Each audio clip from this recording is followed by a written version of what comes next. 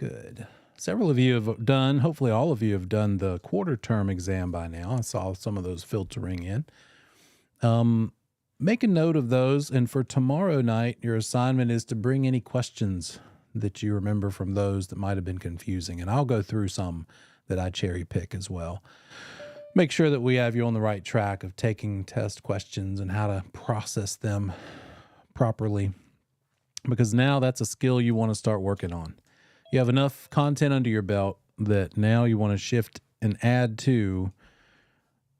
In addition to covering the content, you want to get to where you can manipulate that in the form of a test question, because that's just the way you have to apply it, right? It's like I've tried over the years to learn guitar by reading a book, but nothing beats holding the guitar in your hand and playing it. Riding the bike. You can't learn to ride a bike by reading a book about it. Eventually, you got to get on it. That's the test, the taking of the test questions. So there were some various resources that Jason gave you as to other places to get practice questions. One of them in particular that costs some money is learntestpass.com, but there are some others. Dearborn offers some things. If you need that email, I believe I've got it in the Notion. Let me double check. I have a reference to it in Notion. There it is. So let me show you that. If you go to your Notion, it's close to the top where those comments are. Just scroll down a little bit, and it's the first thing. So if you click on that link, I just copied and pasted the entire email that he sends you, just to have an easy access to it for you. And there's a variety of supplemental material, some free, some paid. By now, you may have already started experimenting with YouTube searches for other study material. And if you run across something that seems different than what we've taught, let me know so you don't spin your wheels on something that's not applicable, because I have no control over that.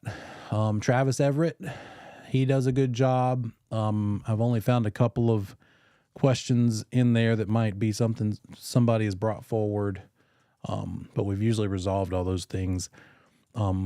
Prep Agent, I think, is another one that's pretty good YouTube resource. And you just let me know. Let me know what you find, and if you're curious if it's a good one or not, I'll at least take a look at it and let you know if it's on the right track. Okay, some review. Getting into Chapter 10, we went away from the basic contract law into the specific procedures. Contract procedures, and that's where we start to look at the North Carolina specific documentation. And so you're going to want to look at the forms. And if we go to, let me see if I've got that close by. I should, because everything is the hub that's the source of all your material is Notion. Oh, wow. Where'd that come from? Oh, okay. Change that. That's weird. Okay, here we go. Talking to myself. Okay. Yeah, if we go back to Notion, is this the right one? Yeah. Go down to the Google Drive link. Click on that.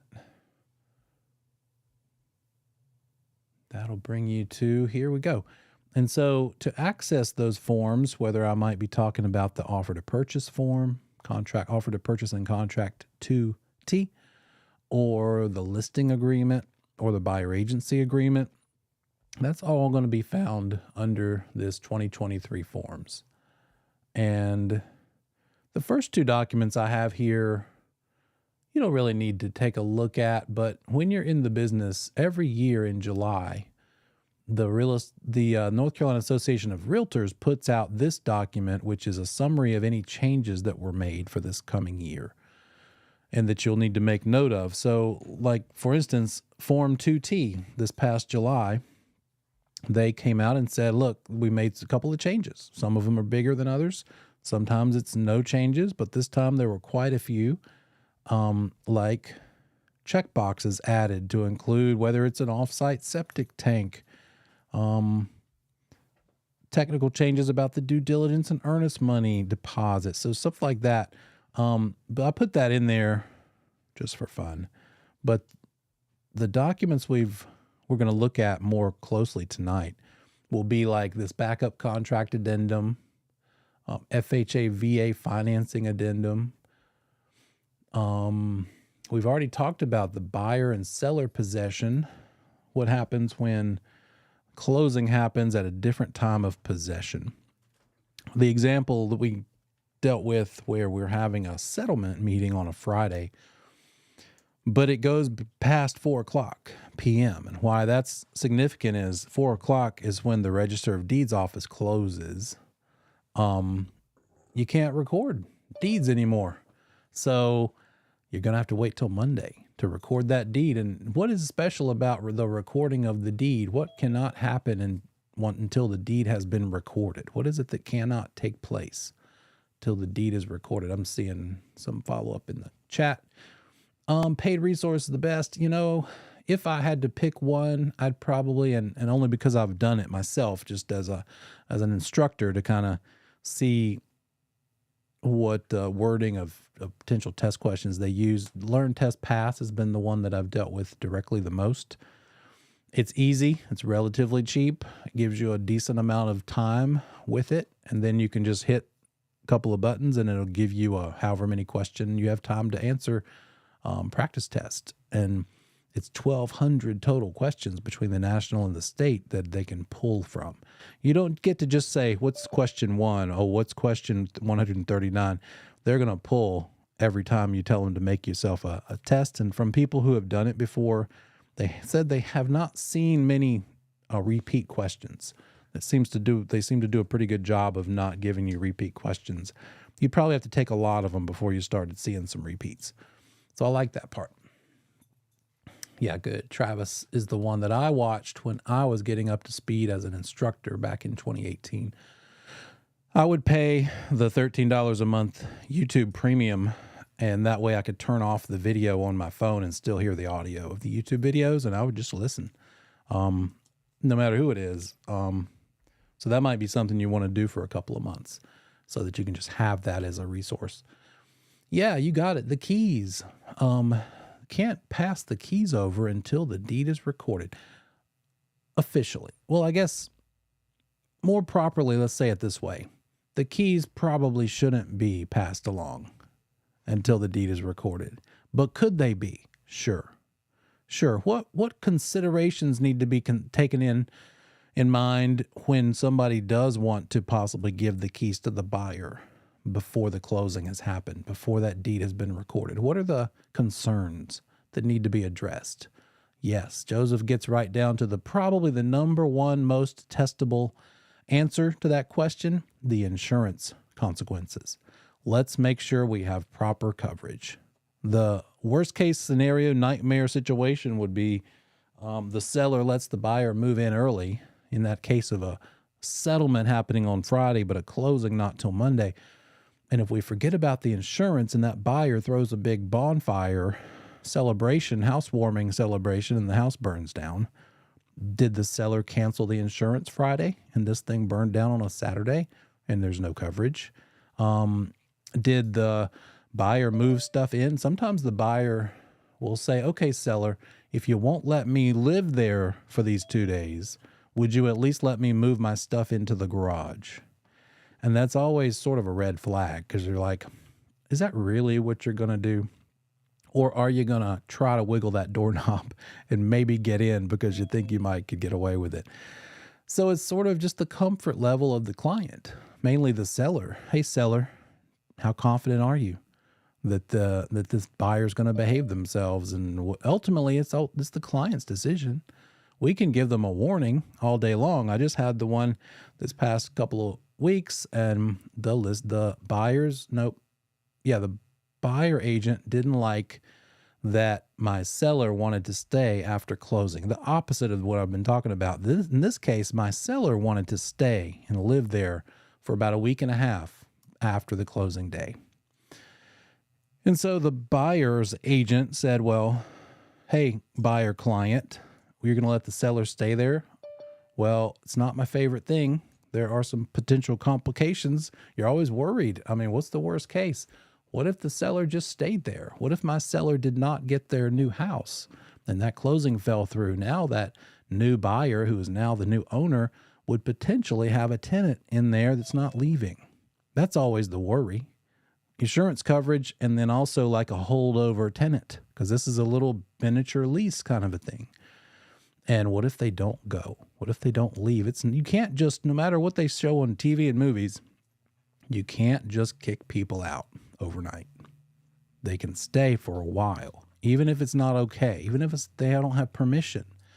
And what are they doing while they're staying there? If they're already breaking the rules, breaking the lease, staying over their welcome, are they damaging the property in the process? So that's all the stuff we as brokers are worried and we want to warn our clients about. Hey, here's what could happen. So before you just want to be super cool and chill about it, here's what could go wrong. We just want to go on record as having warned them about these sorts of things. Okay. So seller and buyer possession. We talked about lead-based paint. We'll probably look at that again tonight. Additional provisions addendum. We'll take a look at that. It looks like I have an old version and a new version. Let me get rid of that old version.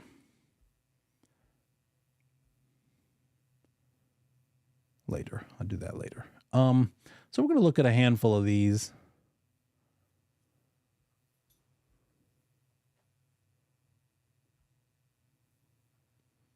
There we go. Okay, here's a very testable question you've been staring at for a while. What is the more important document? Obviously, the contract is the most important, even over and above the deed, because the deed is written with the terms of the contract in mind. Who writes the deed? Who is it that prepares that deed?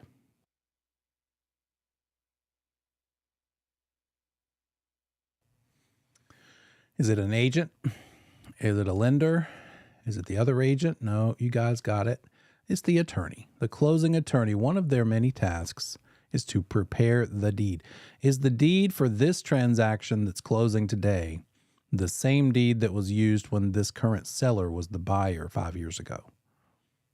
Is it basically the same thing? No, because the different party names, the names of the parties are different. Now the seller is the person who was the buyer back then. And so the deed needs to at the very least, have the names of the parties changed. Now, the legal description might be the same, unless they maybe bought a neighbor's property or sold off part of this property. That could be different. But the parties, names of the parties, and maybe the type of deed, maybe it's changing from a general warranty deed to a special warranty deed for some reason. The seller says, I don't want to give you a general warranty deed. I'm going to sell to you a special warranty deed. That could change. Could be all kinds of different things. But that deed is something that's going to be prepared by the attorney. We're going to learn what an approximate cost of that in real life is when we get to chapter 21, and I'll go ahead and tell you, $400 to $500. And who pays for the preparation of the deed? Deed preparation. Who's selling the property to which this deed applies? Yeah. Like I did today when I got gas, it said, do you want a car wash? And normally I say no, but today I needed it. And so we got a car wash. I'm not selling my car, but if I were, I would wash it and prepare it for selling, hopefully at the highest price. And that's how I remember that the seller traditionally pays for deed preparation. Does that mean the seller has to? No. But you are going to be tested on the procedures, the typical procedures. Here's how we tend to do things. And then what you need to know for this class in this exam is seller pays for deed preparation.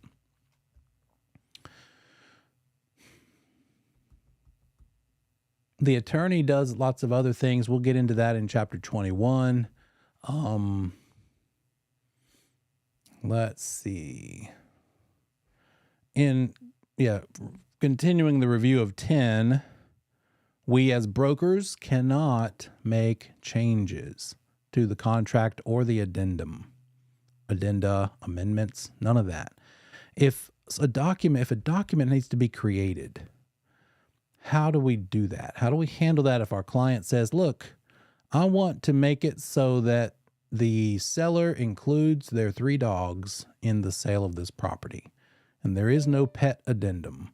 If we wanted a pet addendum, who would need to create a pet addendum to include the dogs? I just randomly pulled that from air. That would be terrible. I can't imagine doing it. But if we want to create anything, to add anything, pets or otherwise, number one best answer for us as brokers is we need an attorney to do that. What if you have a really cheap client and they say, I don't want to pay an attorney any more than I possibly have to. I'll do it myself. Can our client make a change, write new language, strike through something, or make a whole brand new addendum or amendment? Can our client do that if they want to? Yes, they can. Should they? Probably not. Do we as brokers want to give them advice that they should not? Yes. Let's go ahead and tell them, look, you can do this, but I'm going to go on record and follow this conversation up with an email letting you know, let's have an attorney do it. Because in 3 months, when this all goes completely wrong and they made one little sentence of an addendum or an amendment, and then it didn't take into consideration 14 other possibilities and they got hurt from that, you want to have proof that you told them they should have had an attorney do it. You don't want them to ever be able to say, you didn't warn me this could happen. I heard that just the other day. The other agent on the other side said, you didn't tell us, you told us the refrigerator was new. And I said, because it stopped working. Murphy's Law says the refrigerator's going to stop working the week after closing. And I said, absolutely not. I did not tell you the refrigerator was new. I told you that the control panel was new, because when the power surge happened, it blew out all the control panels and all the appliances. And so that had to be replaced. That's what was new.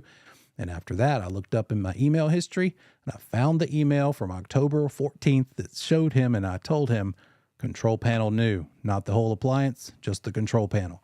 Follow up your conversations, right, with proof to protect yourself. Wow.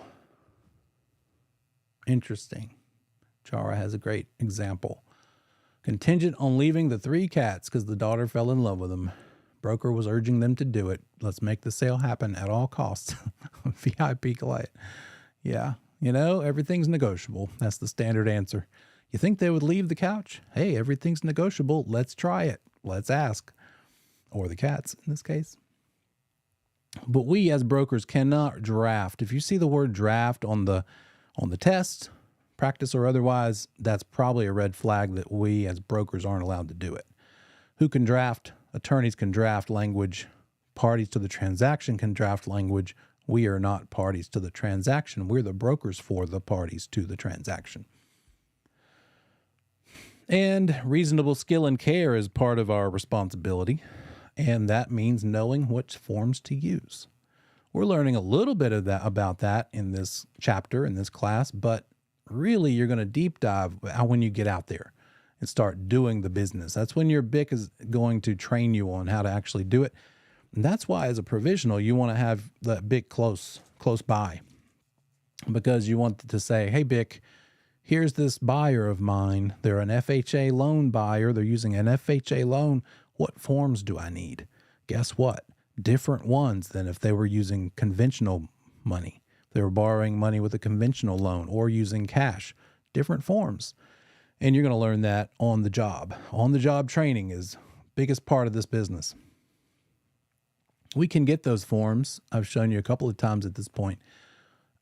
They're provided to us, the ones that we are allowed to fill in the blanks for, from the North Carolina Association of Realtors. Who do they partner with to write these forms?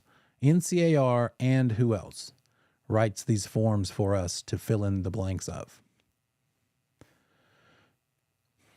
The forms that we use are written by both the NCAR, North Carolina Association of Realtors, in conjunction with the North Carolina WHO.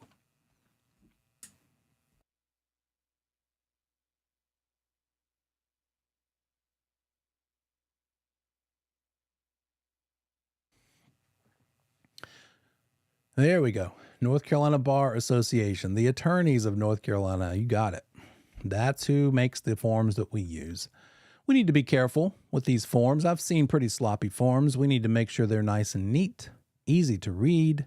And anymore, this day and age, we're all pretty much using electronic versions of some sort. And so kind of hard to be illegible when it's your computer cranking it out. But if you run into an old school agent or you yourself want to handwrite, fill in the blanks, I've done that before.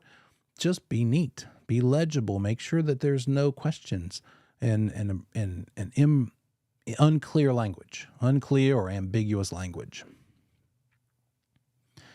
Here's a big testable phrase. This thing called the statute of frauds means what? Statute of frauds means what? What is the statute of frauds? Says that certain documents need to be what?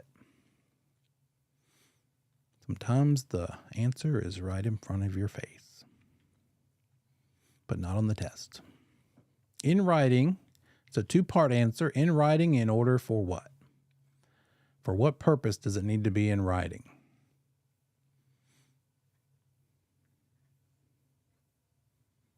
First one to answer correctly gets $500 from your neighbor. There you go. To be enforceable in a court of law. You got it. Those two things. In writing is only part of it. Why must it be in writing? So that Judge Judy will enforce it if you take them to court over it, right? To be enforceable is another good word for that.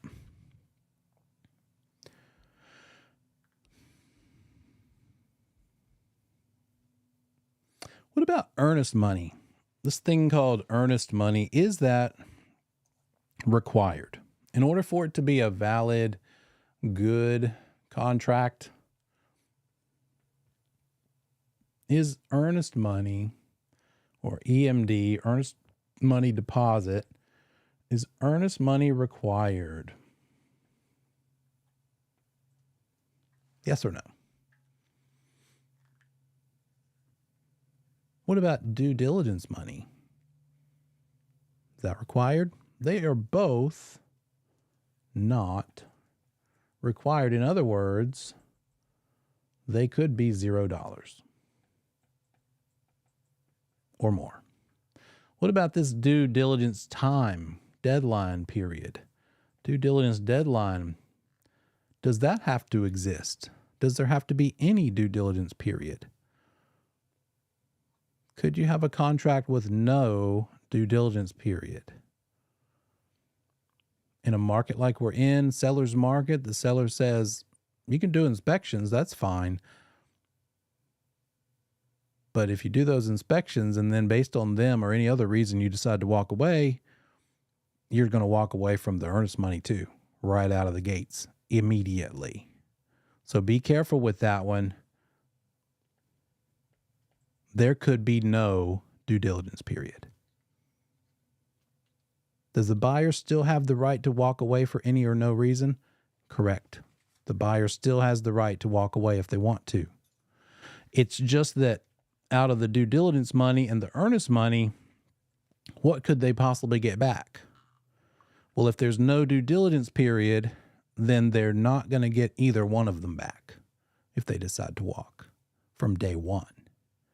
Immediately, first minute of this thing going under contract, if they immediately had buyer's remorse and decided to walk away, there is no cushion for them to maybe get the earnest money back if there was no due diligence period in the contract. And that's possible. There doesn't have to be one.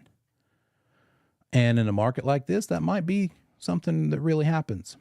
Seller's market. Does a seller want any due diligence period? No. Ideally, no. How long of a due diligence period do you think the buyer would prefer if they could get away with it? How much time does the buyer want to have to be able to walk away if they need to and still get the earnest money back? However long this thing goes till closing, all the way up to the closing day, right? So the buyer wants as long as possible. The seller wants as short as possible. They usually meet somewhere in the middle. I've seen as short as a week or two.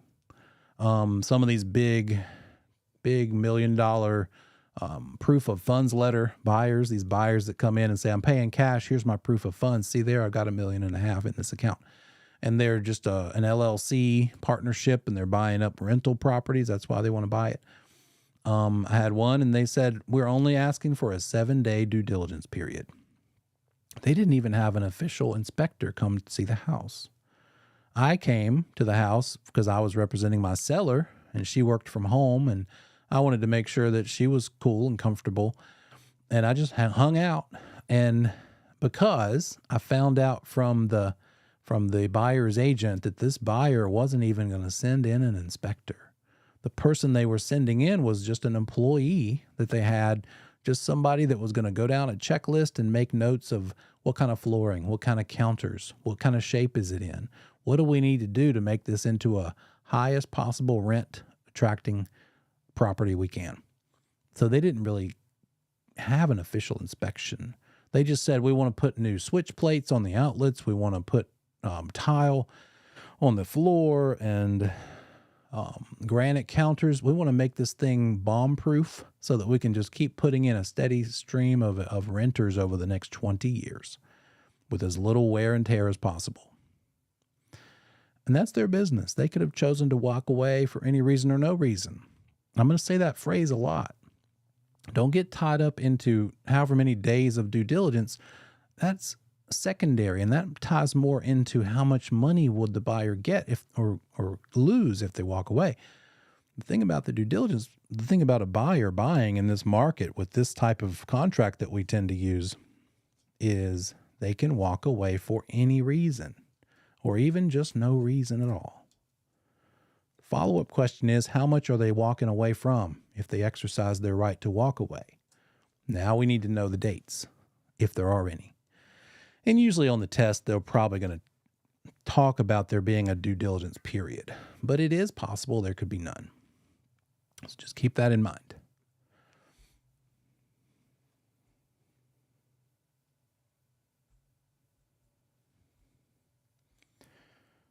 We talked about what's the date that everybody signs the paperwork and communicates that they signed it and accepted that offer. And now we've made a contract. We have a contract that works, and it is now a good contract. It is an executory contract. So that's not the word I'm looking for. What is the date that everything starts once that contract has been created? What's the date of the contract becoming a contract? Went from an offer to being a contract that must be followed. Under contract, another word for under contract. There it is, effective date. It's an E word. Effective date is the magical date that a lot of things start, the clocks start ticking. That effective date is the start point that now the countdown to the due diligence deadline.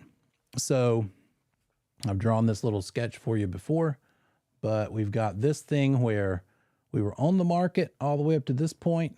An offer came in, it was countered and negotiated, and now we are under contract. And at this date, by the effective date,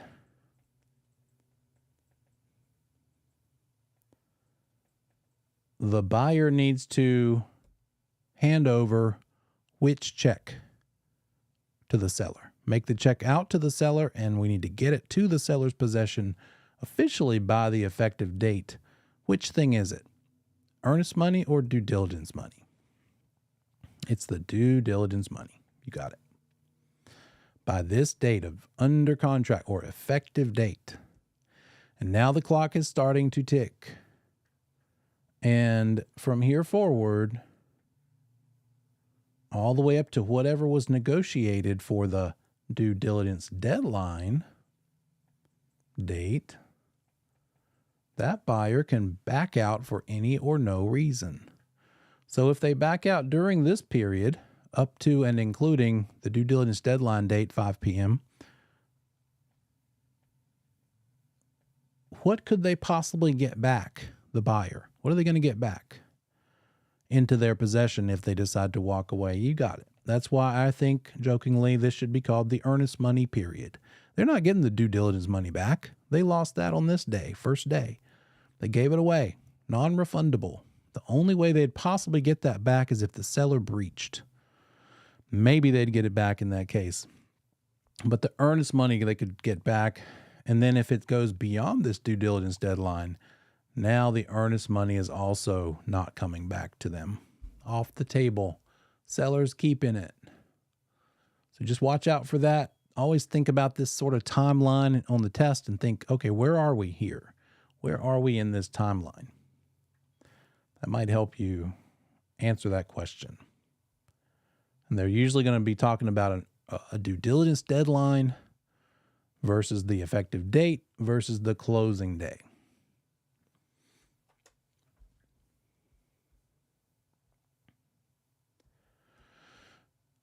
If the buyer discovered a misrepresentation during the due diligence timeline, do they get both due diligence and earnest money back? That's a good question. So that would be more than just the seller saying, hey, it's no representation. That would be the seller lying and saying, this is not, or there's no problem with this when there actually is, and they found out there is. Thing is, I'm not sure they would really know by that point. How early would they know? But in that case, the seller, if the seller has lied about something, that's a big deal. Bigger deal than if the seller just says, I'm not telling. In real life, you would say to them, hey, we found him in a lie. Now what do we do? What do you want to do? Do you want to walk away over it? Let's talk to an attorney.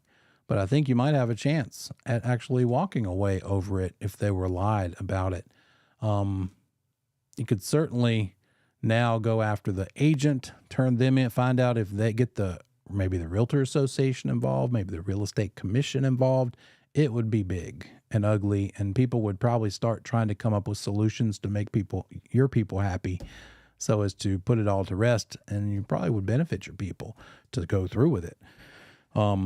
Basically so as to avoid your folks turning them in, but which they could still do anyway. But yeah, that's a bigger deal. Would they get both back?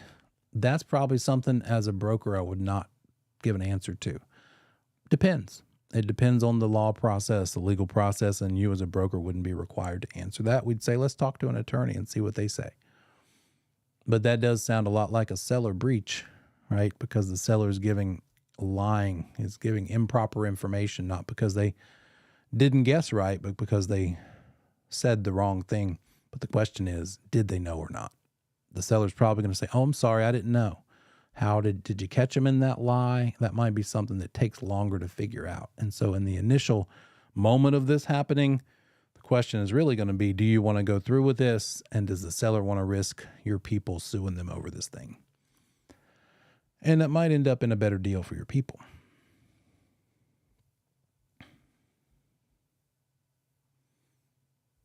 Okay.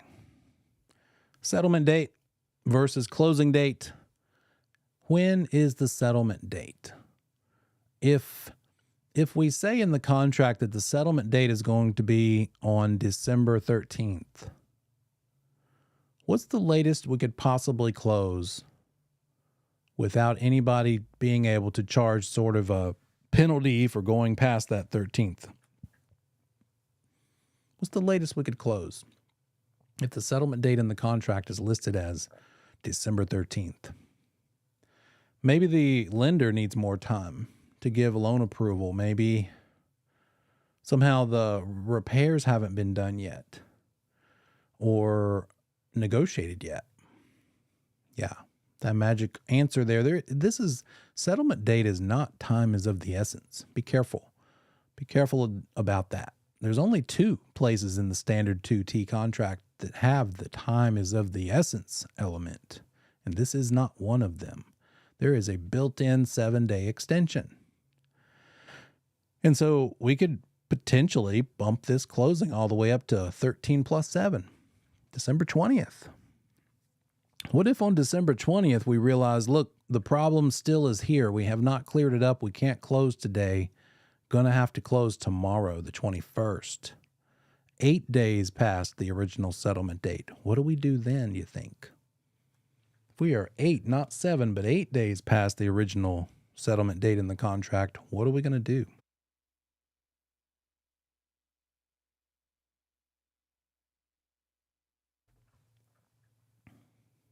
Is that okay? It's just one more day. Can't we just fudge it a little? Let me ask it more specifically. Whose permission do we need to bump it one more day? If we're already at day 7 and we need to go to day 8 or more. Yeah, the seller's permission. If it's the buyer, whoever's the delaying party needs to ask the opposite party's permission, right? So it's not automatically the seller. It depends on who the one causing the delay is going to have to ask the other party. And since we're in this chapter,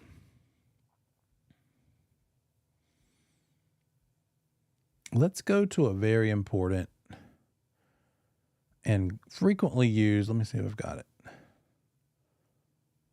Oh, there it is. Frequently used addendum. Darn it. Amendment was right. Here's a sort of multi-purpose document. Let me do it this way. It'll be clearer. There we go. And one of the things we do with this document is adjust the closing date as needed. This thing is the, obviously, agreement to amend. It's some sort of an amendment because what we're changing is the contract, not the initial offer. This is something we use once we are under contract. And there are a handful of things we use this for. They make a note up here in the red box to remind everybody, let's give this to the lender and the attorney.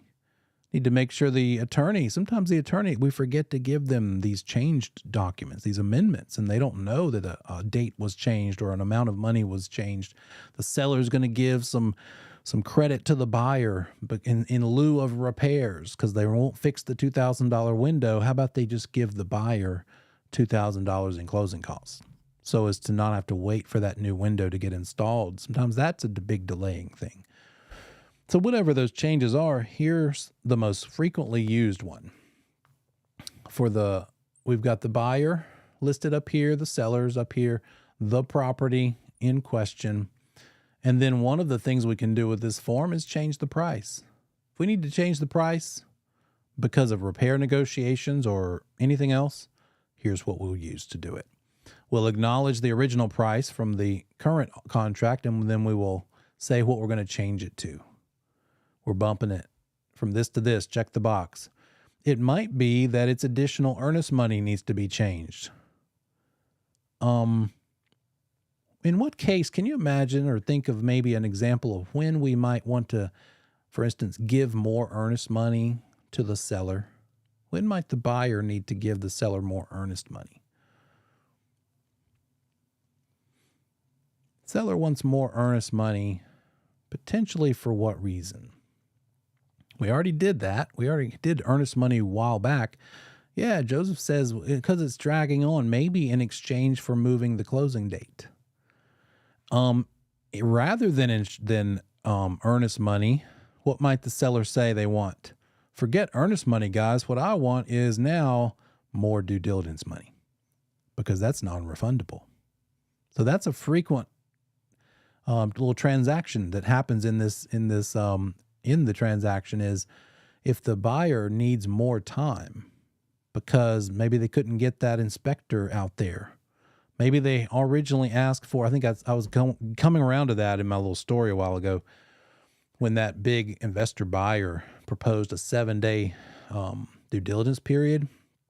On day 6, the agent called me and said, oh, by the way, we need another week of due diligence period. And I was the listing agent, and I was mad about it. And I'm like, I have a feeling you knew you were going to ask for this 7 days ago. I think you said originally 7 days because you wanted us to pick you. And now that we're in it, with you and your cash offer with $2 million proof of funds letter, are you kind of jerking us around a little bit? And I just shared my concerns with my client, and all I could do was say, what do you want to do? We could say no to them. They could walk away. but what do you want to do with this? And she allowed it. It was also this time of year around the holidays where it's not just that we could pop it right back on the market and necessarily get a buyer really quickly. So I felt a little manipulative at my seller's expense.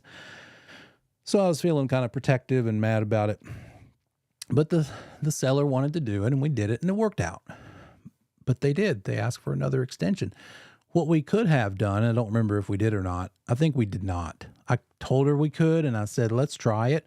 But she didn't want to rock the boat. But I said, hey, if they want another week of due diligence period, let's ask for another couple $1,000s of due diligence money. Seems fair. I don't think, in fact, that this buyer offered any due diligence money, now that I'm remembering, because they just tried that and it was okay. My sellers initially thought, well, it's only a week. I'll just go along with that. That's part of why I was kind of mad about it, because, again, I felt like they were being kind of manipulative. But, again, whatever the client wants to do, just give them advice about what their options are. And then if we do need to bump that due diligence period, here's the next part. And so many times these two things go hand in hand. Yes, we'll bump the due diligence period, but in exchange for more money. And notice that it's another time is of the essence, just like the first round was. Sometimes whoever's holding that earnest money, called the escrow agent, that person needs to be a different person. Maybe, and it happens more these days because we have to pick the attorney earlier than we used to, if it's the attorney who's going to hold the earnest money. Used to be that firms held it, but so many firms like me don't have these trust accounts anymore because we don't have to. Why deal with the headache? And so the other firm involved doesn't want to deal with it either. So we need to pick an attorney quicker. And maybe that attorney, come to find out, can't close on the day that we want. And so we need to pick a different attorney. So we're going to have the earnest money moved over to that other attorney. That's when I've used this before.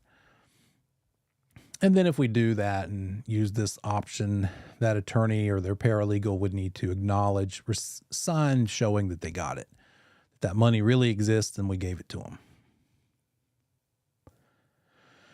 This one changes the settlement date if we need to. And again, this is going to happen if we've already exhausted those 7 possible days. We can always bump 7 days past the original settlement date. If we have, and now day 7 is about to end up, is almost over, then, or we know that we're going to go past the 7th day, we're going to need to change that settlement date, and here's where we do it. That was the original reason I was showing you this form.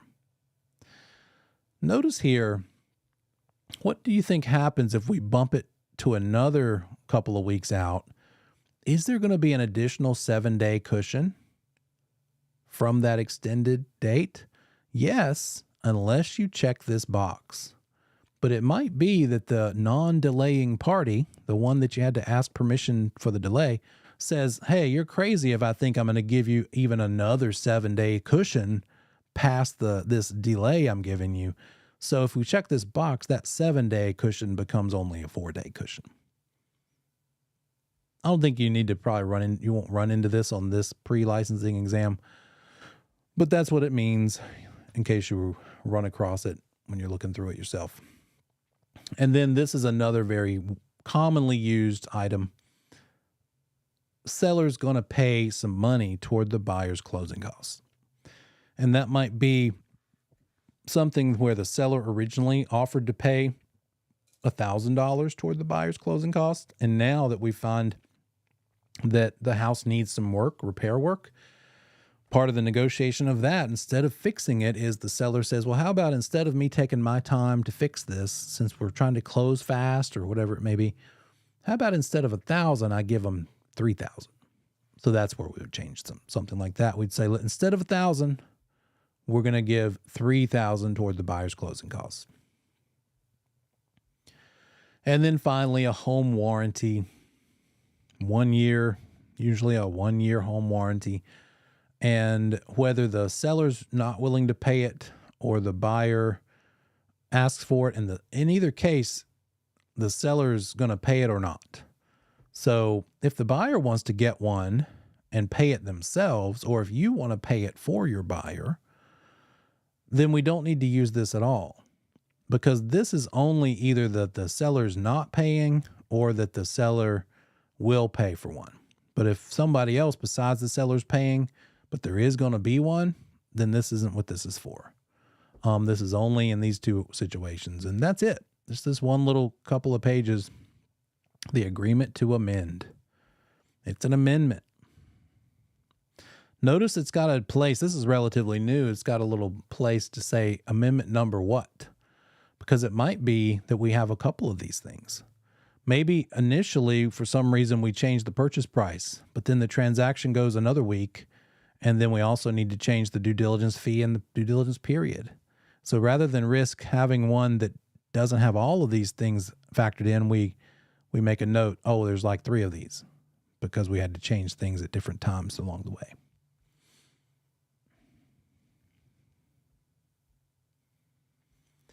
Okay.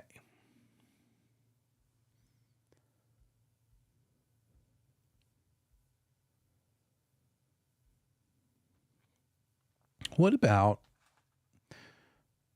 we have an offer come in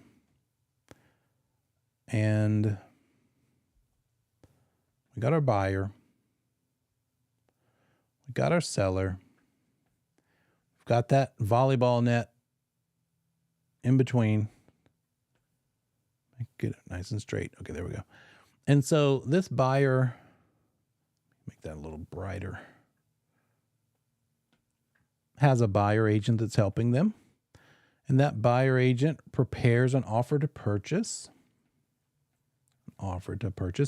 They get it signed by the buyer and they send it over to the listing agent. And the listing agent sends it on up by email to the seller, and the seller says, hey, I love it. Perfect. No changes necessary. I'm going to sign it. And they send it back down after they sign it. They send it back down to the listing agent. Are we under contract? The seller has communicated to the listing agent that they signed it. Maybe they didn't even send it to him yet. They just told him that they signed it. And they said, I'm not able to email it to you. My scanner broke, but I'll get it to you tomorrow morning. The seller has told their agent, communicated to their agent that they did sign it. Are we under contract or no? Communication is important, but do we have the right kind of communication? We're still on this side of the net. What you're looking for with these kind of questions is, at what point did we cross the net? And so if that listing agent told the buyer's agent that it was signed because the seller told them that it was signed, keep in mind, this thing is still in the seller's possession. They haven't even sent it to the listing agent yet, but they did communicate that it was signed. We are under contract for the purposes of the test question and in real life. Now, how enforceable is this if this thing never makes it over here? Not really, not so much. But officially, they're looking for that communication date. At what point was it communicated? Now, it does need to follow up and actually get there. But the communication is what they're usually testing you about. So watch out for that. Now, the listing agent has told the buyer's agent, but the buyer's agent cannot reach the buyer. Cell tower went down. Can't communicate to the buyer. Are we under contract or no?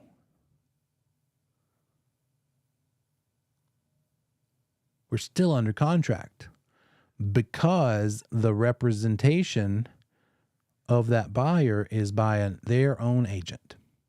It's their own agent. So telling this buyer agent is the same thing as telling the buyer. Even though the buyer doesn't know yet, it doesn't matter because that's part of the privilege of having a buyer agent. Telling them is the same as telling the buyer. So watch out for that. Very testable. If instead of a buyer agent, maybe that buyer said, I'm not signing an agency agreement with you. I like that you showed me houses. You can help me, but I will not sign a buyer agency agreement. I had a bad experience and I'm going to take it out on you. So by default, the selling agent that is helping the buyer is now called a sub-agent to seller. And if this is what's happening, That just means that there is no buyer agency agreement between the buyer and the selling agent helping them. And so this communication thing is affected by that. If this seller's acceptance is communicated to this sub-agent person, are we now under contract if they haven't told the buyer yet? We are not. Good job. Not under contract, because when it's a sub-agent helping the buyer, it's not under contract until they have informed the buyer, communicated straight all the way back to the buyer. That's the big difference between a buyer agent representation and a sub-agent to seller representation. Be careful about that. Should that buyer be happy with a sub-agent to seller over a buyer agent? Should they probably hire somebody and find somebody that could be their buyer agent? Or is a sub-agent to seller good enough? Which one gives them the most protection, representation, advocate on their behalf? By far, buyer agency is better, but they have a choice. And as long as you are okay with it and your firm allows it, and if they won't sign buyer agency, you could do it. You could be a sub-agent to seller. What's the downside for you if you're only a sub-agent to seller helping this buyer? You might not make any money. The listing they pick might not pay any money to sub-agents. They might only pay money to buyer agents. So you're going to want to talk about that early in the process just in case it happens. May not be 3, could be 2, could be flat fee of $500. I've earned buyer agency commissions anywhere from, I think, $4,000 flat fee on a $600,000 house, which is about a third of what I was used to. But that particular builder, that's what they were paying. And I could have said to my buyer, hey, buyer, I'm being shortchanged here. I should be making 12 on this. And I could have had a talk with them, but I chose not to. I chose to roll with it because they were a repeat customer buyer. They'd already used me 6 times over the years to help them buy and sell. And I didn't feel like it. I thought, let's just give them I just chose not to. And I had the freedom to do so. My firm, is either myself or the previous firm. They gave me that flexibility. Obviously, I give me that flexibility, but even the previous firm I was with was cool about that. He basically just said, I won't take a cut until you bring something in. I'm not going to require you to negotiate to a certain level. Some firms might, though. Some firms might say, you're not allowed to come down that low. You're going to have to bring more to us than the $4,000. And that would be something you need to talk to them about and get permission from them. So be careful about this offer and counter offer situation. Look for that moment of communication. Not just any communication. Communication on one side of the fence or the other doesn't matter. It's the communication across the fence or the net that they're looking for. Acceptance isn't enough. Got to have the communication. And then we got into these 2 scenarios. This case of some words can help you with these questions. Some can be real hints as to what's going on. So if in the test question, they won't show a graphical representation like this. It'll be a paragraph. But if in the paragraph they say the buyer client of Agent John, you're going to pause and you're going to think, okay, the buyer to John is his client. Therefore, John must be a buyer agent, not a sub-agent. If on the test question it says the buyer customer to John, you're going to think, oh, wait a minute. If the buyer's the customer instead of the client, then John is not a buyer agent to them. John is a sub-agent to seller, helping that buyer. So watch out for that. It affects when the communication point has happened. Because in this case, where it's a sub-agent situation, we're not under contract. The communication hasn't happened until John tells the buyer. The buyer's got to know. as opposed to this one. When John knows it's good enough, we are officially under contract. The communication from listing agent over to buyer agent did it. That's enough. Something you'll see in your text is this thing called the mailbox rule. The mailbox rule is sort of left over from the days when we mailed things, amazingly enough, like good old-fashioned snail mail. Anybody mail things anymore? This time of year, you might be the only time of year you do mail stuff. Anybody mail out Christmas cards, or do you ever write the letter? You get letters from people who say, this is what happened in our family this year. And it's like, yeah, great to know. Congratulations for your braggy letter. I'm just kidding. But if you mail that thing that was signed, then the moment you dropped it in the mail is considered the moment it was received.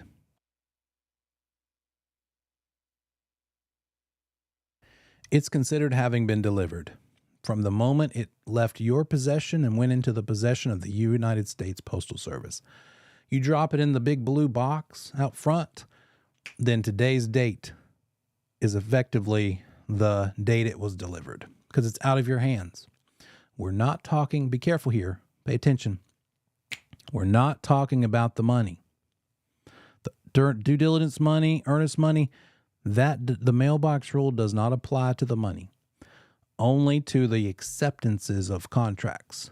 Communication acceptance thing, considered delivered when it goes into the mail. And officially, that includes your mailbox at the street, even though, did you know that when you buy that mailbox and you picked it, it's a birdhouse style mailbox and you paid extra because you like how pretty it is, but that's officially the possession of the United States Postal Service. And by the way, when you go try to get more business and you want to make a postcard and you're like, I don't want to mail these, I'll just deliver them. Let me just stick it in somebody's mailbox. Don't do it. You're violating a federal offense. It's a federal offense to mess with a mailbox. Don't put them in the mailbox. Put them in the paper box or take them to the door. But that mailbox, whether it's the big blue metal one or the one at their house, your house, officially, if it had to be enforced and the court was involved, they're probably going to say, what was the postmark date? I don't know when it was put into the box necessarily, but when did it get postmarked? That's probably the date that's going to be used in any sort of an enforcement situation. But in this day and age, it's almost irrelevant. It still exists. But what are we doing instead of mailing? We're not mailing contracts anymore. We're emailing them. We're doing instant DocuSign, and that's like time stamped. It's hard to get around that. That's like in stone. It's right there. As soon as they sign it officially, it shows their signature and the date and time that they signed it. So all this is almost a non-issue, but it still exists. When we come back from break, we'll talk about how offers get terminated. We've already kind of talked about that last chapter, but we'll reiterate it and then get into some more addenda. See you in 10.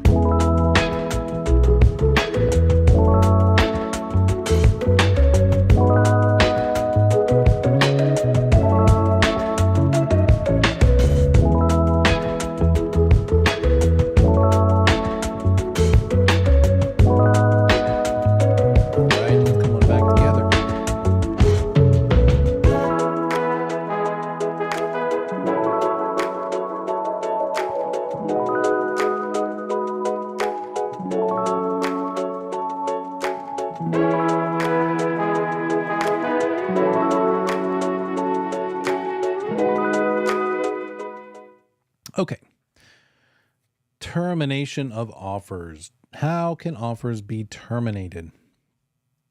Anytime you see a question about something like this, when they mention offer or contract, again, take a breath, take a beat. Think to yourself, okay, wait a minute. Let's make sure that I'm good on what they're talking about. Are they talking about an offer or are they talking about a contract? Two very different phases. And so if it's an offer, it's easier to terminate those, isn't it? There are fewer consequences, much less serious consequences. But how can an offer get terminated? Well, rejection, which includes counteroffers. That's another big testable thing. A counteroffer is a rejection. So remember that. Anytime somebody flat out rejects the offer or makes a counter, that offer's dead. The initial offer is dead. Another one is that they just change their mind and communicate that they changed their mind before the other party accepts it. Revocation is the official word. It's revoked. They revoke the offer prior to it being accepted and that acceptance communicated. A third bullet point here is if the party has put in a deadline, then when that deadline hits, the offer is dead. Even if they still want to do it.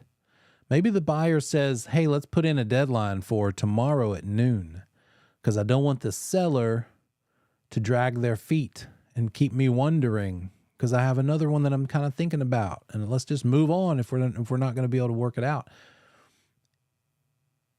But the buyer really would be okay with giving the seller a couple of more hours after noon. What happens when noon rolls around? Even though the buyer would actually give them another 2 or 3 hours, but because they put it in writing that there's a deadline, they don't have that 2 or 3 hours more. It's gone. And so if they call you, their agent, you're the buyer agent, and the buyer calls you at 12:30 and they say, hey, whatever happened to the offer? Did they reply? And you say, no, haven't heard a word. Okay, well, let me know if they accept it. What are you going to need to have a talk with them about? If you want to still make it possible, then we need to do something different now. We can't just sit around and wait. It is off the table. You killed it when you put the deadline on it. And now we're past that deadline, so don't hold your breath. It could be that seller is just going to be like, oh, well, noon came and went. This one doesn't exist anymore, and they are right. As the broker of that buyer, you're going to have to correct them and say, look, buyer, if you want this to still be in effect, we need to resurrect it. We need to bring it back to life.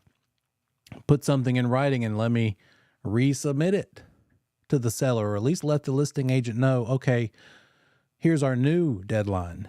Or there is no deadline. Just let me know when you think the seller can reply or whatever. Something's going to have to be done because it's dead. The other one is the fourth bullet point, acceptance not communicated in a reasonable time. Oh boy. What does reasonable mean? Is there a definition of reasonable? Not really. If all this went to like a tribunal or some sort of an enforcement thing, and the parties said, hey, you still haven't replied and it's been 3 weeks. Does the buyer who made an offer to the seller and maybe the seller has not replied and it's been 3 weeks, do you think the buyer is pretty safe to move on to another property and not have to worry about the seller accepting the one that's on the table? Probably. 3 weeks is probably pretty extensive. I'd say more like within the week. Maybe even 3 to 4 days would be reasonable. Is it smart as a broker to not address it though? Not so much. For the purposes of this situation, it'd probably be reasonable time to say, we haven't, as a buyer, told you that we're moving on to another one. We're just going to assume, since it's been 4 or 5 days since we made the offer and heard nothing, that you're not interested and we're going to move on. But it would be pretty foolish for us as a broker to leave it at that. What we should do is have a conversation with our buyer and say, buyer, what do you want to do? It's been 4 days. Have you been checking in with the agent? Yes, every day, multiple times a day. They're ghosting us, still heard nothing. What do you want to do? Well, there is one that just popped up. Can we go see it? Sure, let's go see it.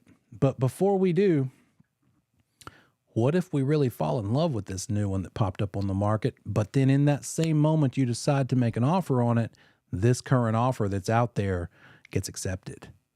Is that going to make your stomach hurt? Let's go ahead and tell them it's off the table. You might want to, hey, buyer client, you might want to go ahead and rescind that offer. Since it's been 4 days or 5 days or however long, or even 2 or 3, let's just address it, deal with it so that you don't end up being required to give due diligence money because they accepted your offer. Well, they can't make me give the money. Well, yeah, they kind of could. I can't make you give the money. I'm not the enforcer, but they could sue you over it if they sign it as it's written right now and communicate to you that they signed it. Well, they'd have to come after me in court. Exactly right. Do you really want to deal with that? Let's just tell them it's off the table. Let's go check out this new one that popped up. If you're still interested in that one, then we'll revisit. But they haven't answered us in a week, so it's safe to say that something about it they're not happy with. Or before we go fall in love with this new listing that popped up today, let's go. Let me see if I can find something else out. I keep checking, but they haven't responded. What else could we do? If that seller has not responded, maybe we counter again. Maybe we give them a revised offer. Say, hey, sellers, hey, listing agent, I know we're not getting an answer here. And maybe you talk to your buyer and say, let's come up a little more. See if that gets their attention. That's not fair. They should at least respond. I agree. But it's not illegal for them not to respond. How bad do you want it? Let's see if we can get some kind of movement going. I don't even want to mess with them anymore. Okay, great. Let's get it on record and tell them we're off the table so we can go find something else. See what I'm getting at here? Need to get this thing so that you can protect your client, right? The most possible. And so best way to protect them is to rescind the offer so we can move on to the next thing. And then with an offer, the one making the offer or the one receiving the offer, if either of them die, the offer dies. Let's look at a document that we could use to deal with some of this stuff. I like this document. I use it quite a bit. And let's see here. Here we go.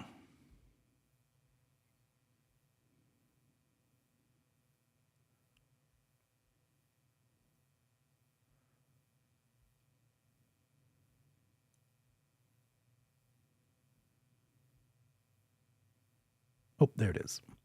It's called a response to buyer's offer. And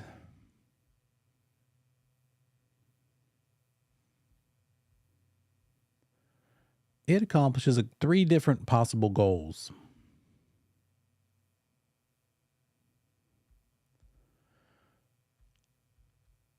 It's what we're going to use for one of 3 things. We don't use more than one thing. We're going to pick which thing we want this form to do. And the most commonly used purpose for this one is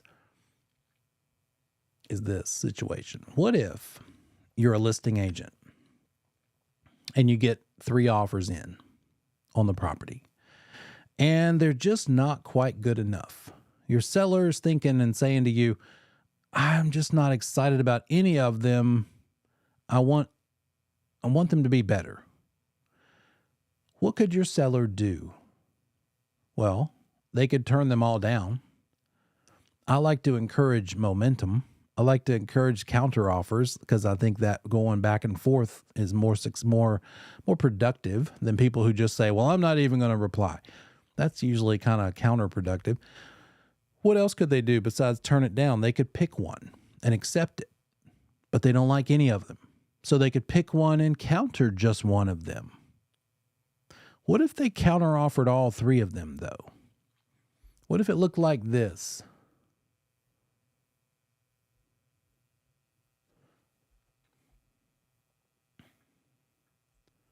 Here's our seller.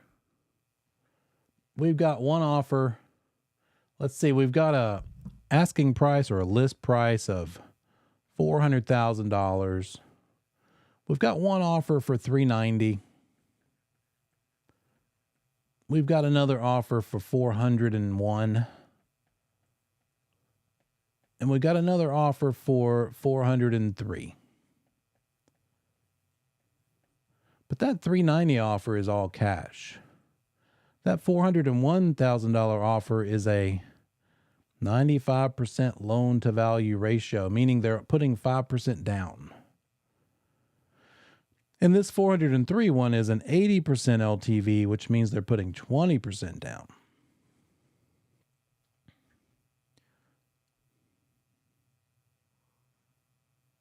Your seller is kind of on the fence. They don't really love any of them. This is a market where people are making above asking price offers quite often. And so your seller's like, well, I'm just not excited about any of them. What's the problem with this one? It's $390,000. It's $10,000 less than asking. But the good part is it's cash. We don't have to worry about that buyer qualifying or not qualifying for the loan. What's the problem with this one? It's the most of the three. And at least even though it's a loan, they're putting a good chunk down. What's the problem? So there's really not a lot of problem, except that maybe they wanted more. Maybe they felt like they were putting a price on it of $400,000, hoping that they would create this bidding atmosphere and end up with at least $410,000. Maybe what they really wanted was $410,000, and we didn't quite get there. So they're not super excited. This one is close to this one, except they're putting a lot less of a down payment. So maybe your seller's worried that the buyer will get approved for the loan. They'd probably trust this one more than that one because the buyer's putting more of their own money down. But both of them are not as comfortable as this one because of the cash. However, they're not offering as much. So that's the real world sort of things that your seller is going to be considering, and you're going to help them work through. What's another way we could handle this? We've already said we could pick one. We could also turn them all down. But what if we could respond to each of them without it being a counteroffer? We could say to each one of these people individually, hey, I know you offered $390,000, but I would rather it be $410,000. And hey, by the way, you guys too. And you too. Well, there is. And that's what this form is about. So this form, called a response to buyer's offer, the first way it could be used is saying to them, look, thank you for making your offer. I am not accepting it. This is not a counteroffer. You've got to have this phrase in here, because if you don't acknowledge and say for sure that this is not a counter, and you give this same form to all three of those offerors, what if they all took it? You just countered all three of them. You better have 3 houses to sell. Exactly like this one. Impossible. Even if you had 3 houses, they're not all this house, so impossible. This accomplishes the goal of at least telling them to try again. But if you do strengthen your offer, I'm not obligated to accept it because I'm only limited to this one house that I can sell. But we would favorably consider the following changes. Fill in the blank as your client wants to. We want $410,000. We want cash only. We want no inspections or no due diligence period or more due diligence money or more earnest money. All of those things could be something your seller has you fill in this blank for and say, here's what we want for you to make this offer better. And then, side note, if these are acceptable changes to you, please submit another offer. Try again. But understand that until I accept your offer, if I accept your offer, this is the seller talking, that we can still consider others all the way up to that point. There might be others, there might even be some new ones that come in. And this form does not obligate us to accept your offer because this is not a counter we're making. It says so right here. Try again. All it's saying is try again. So you would prepare one of these for each of these offerors on the table. And what could they do with it? Well, one of them might say, forget you. I don't even believe that there's multiples. I'm out of here. I revoke my offer. Sure, they could. Another one might say, oh gosh, okay, thanks for letting me know. Let me make it stronger. And another one might say, well, I'm not going to walk away, but I'm also not going to make it stronger. I don't really believe you. And so you're either going to like what I've already offered you or not, but I'm going to I'm going to stand firm, stay put with what I've already offered you the first time. Any of those could be what they do. And so that's fine, but at least you kind of hashed out the possibilities. And I've had them where all three of them made changes. And it might be more than three. It could be 10, right? You're giving one of these to each one who's got an offer out there. And you're saying, this is not a counter. So I'm not rejecting your offer. I mean, I am rejecting your offer. I hereby reject it, but I'm not accepting or proposing a counter because I don't want all of you to accept that counter. If this were a counter, then I could end up having to sell something to all of you, and that would create that you could sue me for specific performance, right? So that's the main way this is used. The second way this could be used, and notice it says check only one box. So you're not using this for more than just one of these three possibilities. The second one puts in a deadline as a seller. It says, hey, as a seller, thank you for your offer.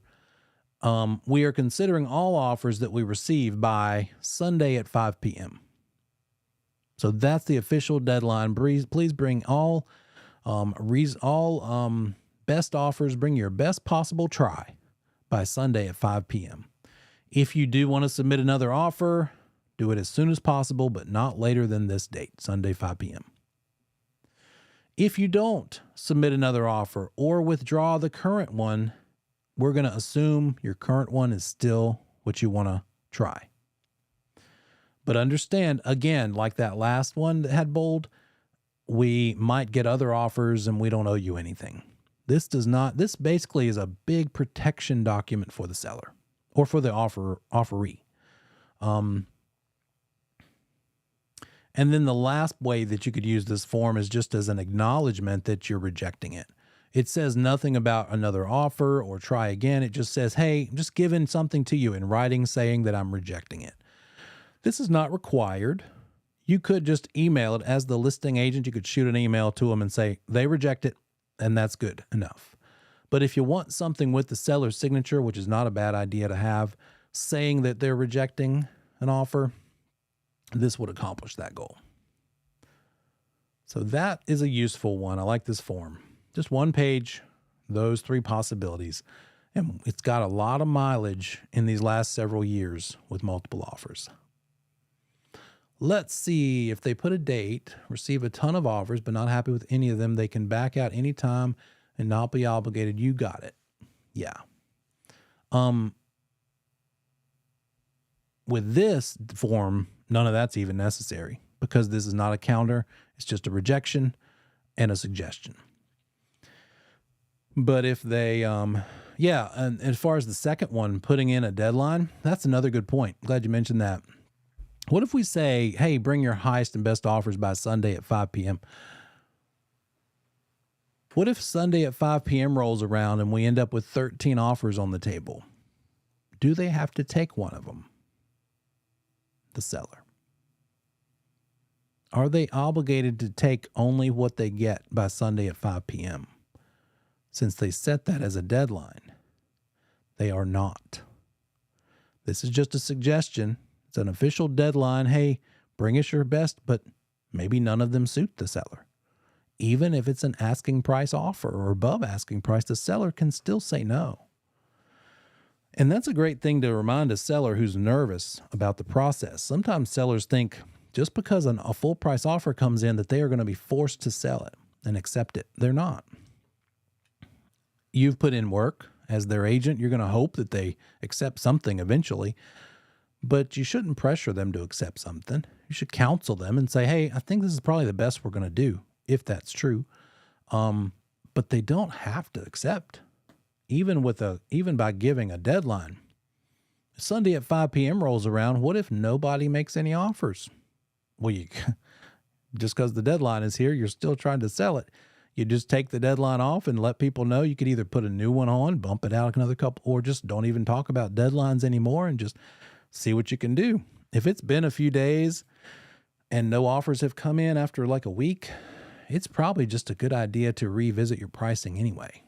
Either pricing or pictures or something about the showability. Maybe you've had a lot of showings, but nobody's made offers. Maybe there's something wrong with how it's being shown. Maybe it has a smell, a pet smell, or something else. So at the very least, it deserves a discussion about how to proceed. Don't just let it drag out.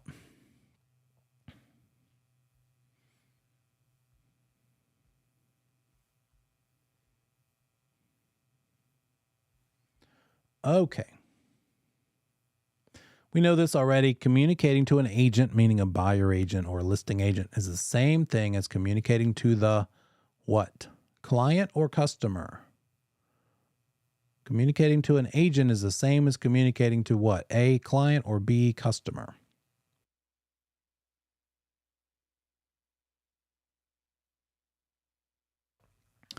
Good job. We are talking about a client. Client means it's an agent. Customer means it's a sub-agent to seller that's working with them. Okay.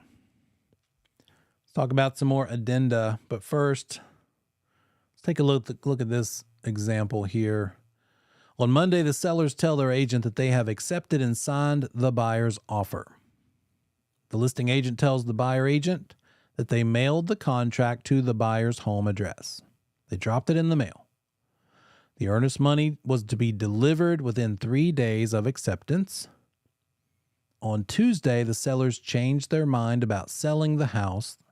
The paperwork has not yet arrived at the buyer's home address, and the earnest money has not arrived to the seller's address. Well, it would actually be to the one holding the earnest money. The listing agent emailed the buyer agent to tell them the seller has changed their mind and instructed the buyer to destroy the offer to purchase when it does arrive. Which of the following is true? Can the sellers unilaterally terminate because the contract is not valid until the money is received? Can the sellers unilaterally terminate because each party has 3 days to rescind? May the sellers not unilaterally terminate because they have to give the buyer until the end of the due diligence period? Or the sellers may not unilaterally terminate because a binding sales contract exists. Which one is going on here? Remember, unilateral versus not unilateral. Unilateral means one party has made promises.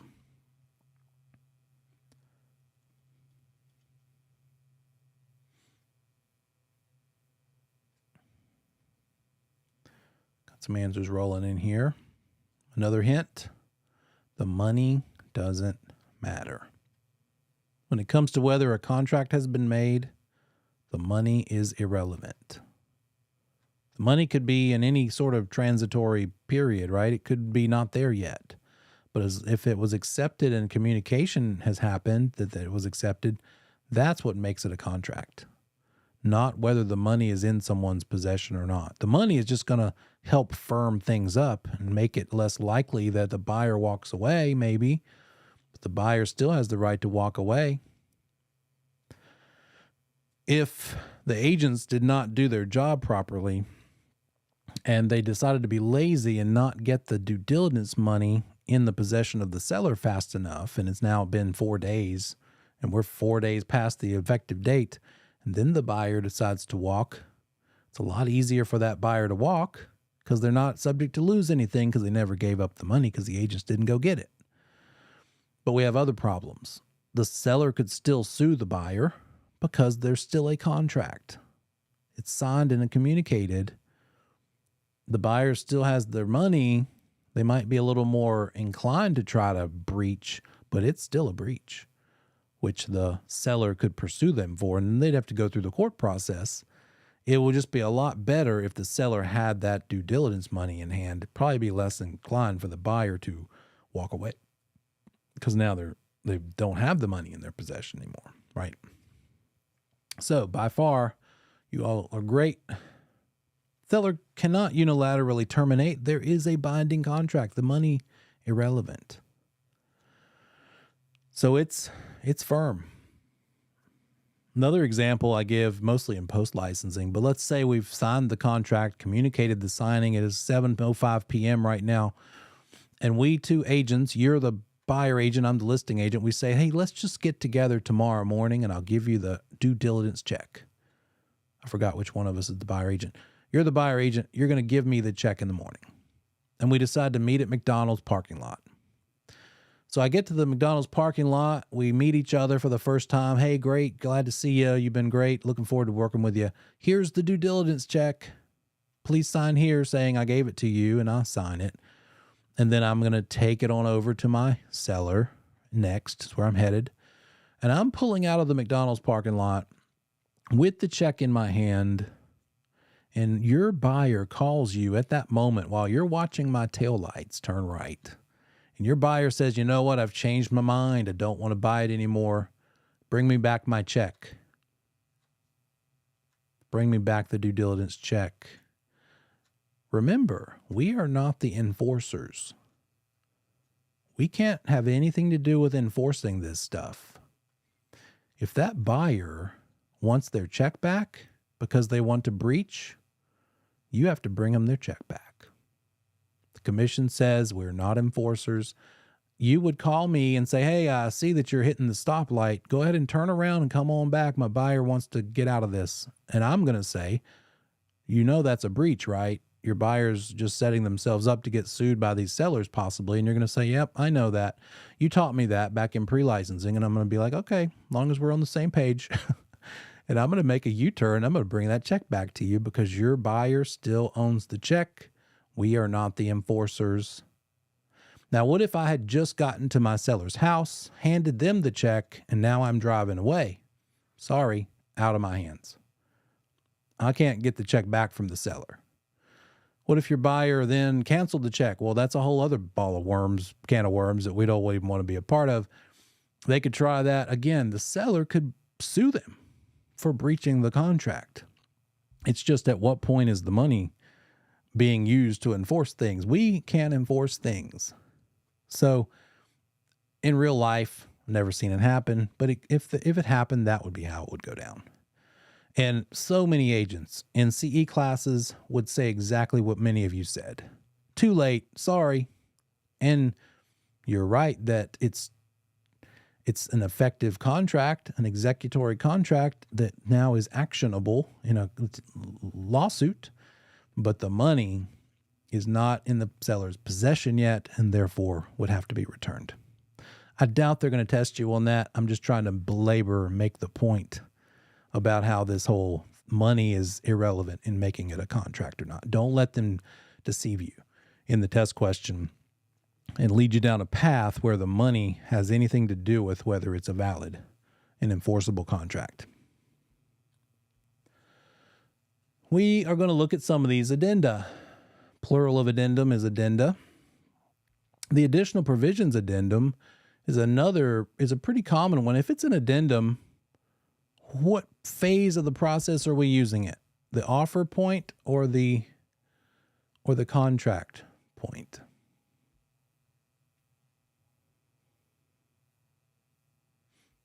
If it's an addendum we're talking about, and all of these are we dealing with an offer or a contract?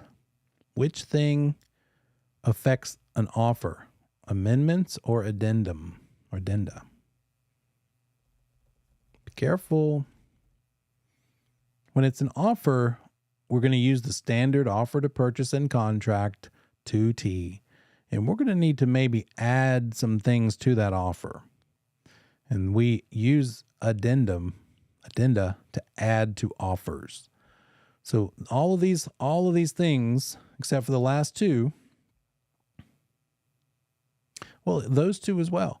Any of these, and specifically are saying these are addenda. We are adding these to offers. These are not what we're going to use once we're under contract. What we would use to make changes once we're under contract is an amendment. That is easy points, guys. Be careful.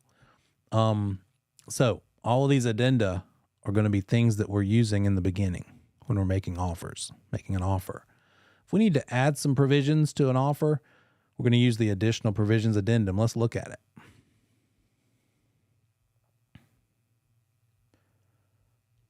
If I have one close by here.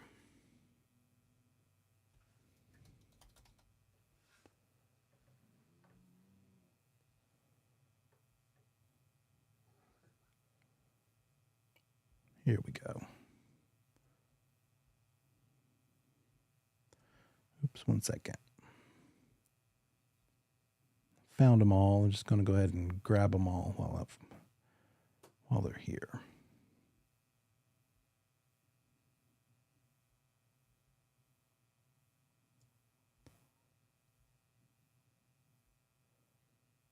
Okay.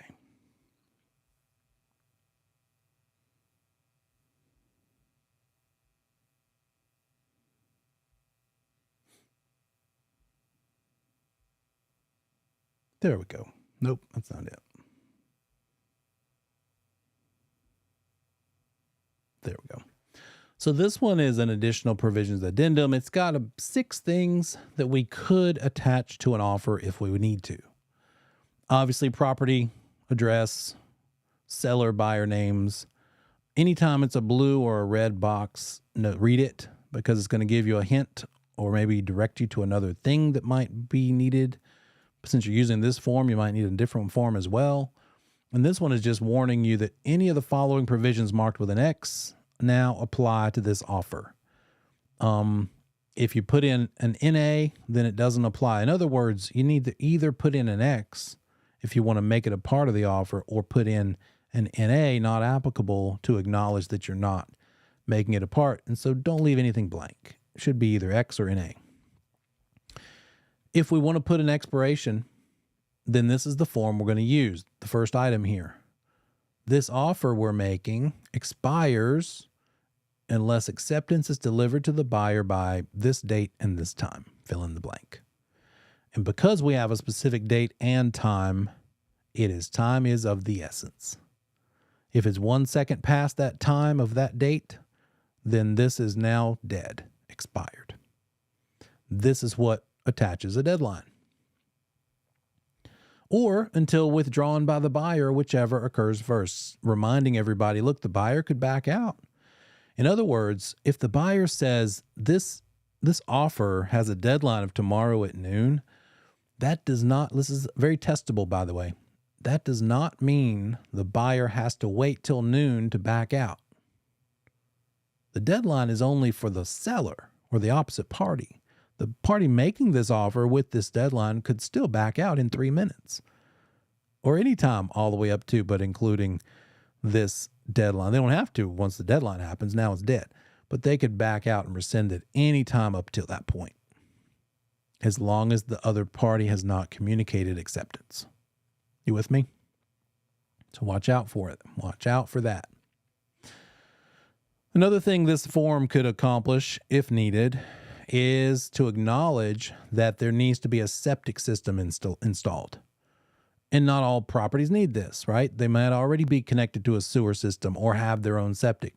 If they have their own septic, this is irrelevant. This is for new construction, and it just says, hey, buyer needs to get a septic permit, and we want to make sure that if they buy this dirt, this lot, that they can get a septic system.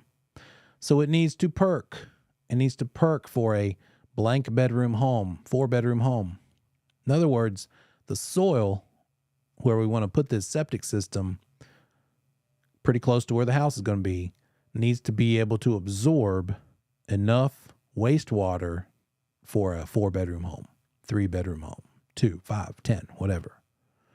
This is just acknowledging it in writing. This offer is contingent upon the property perking.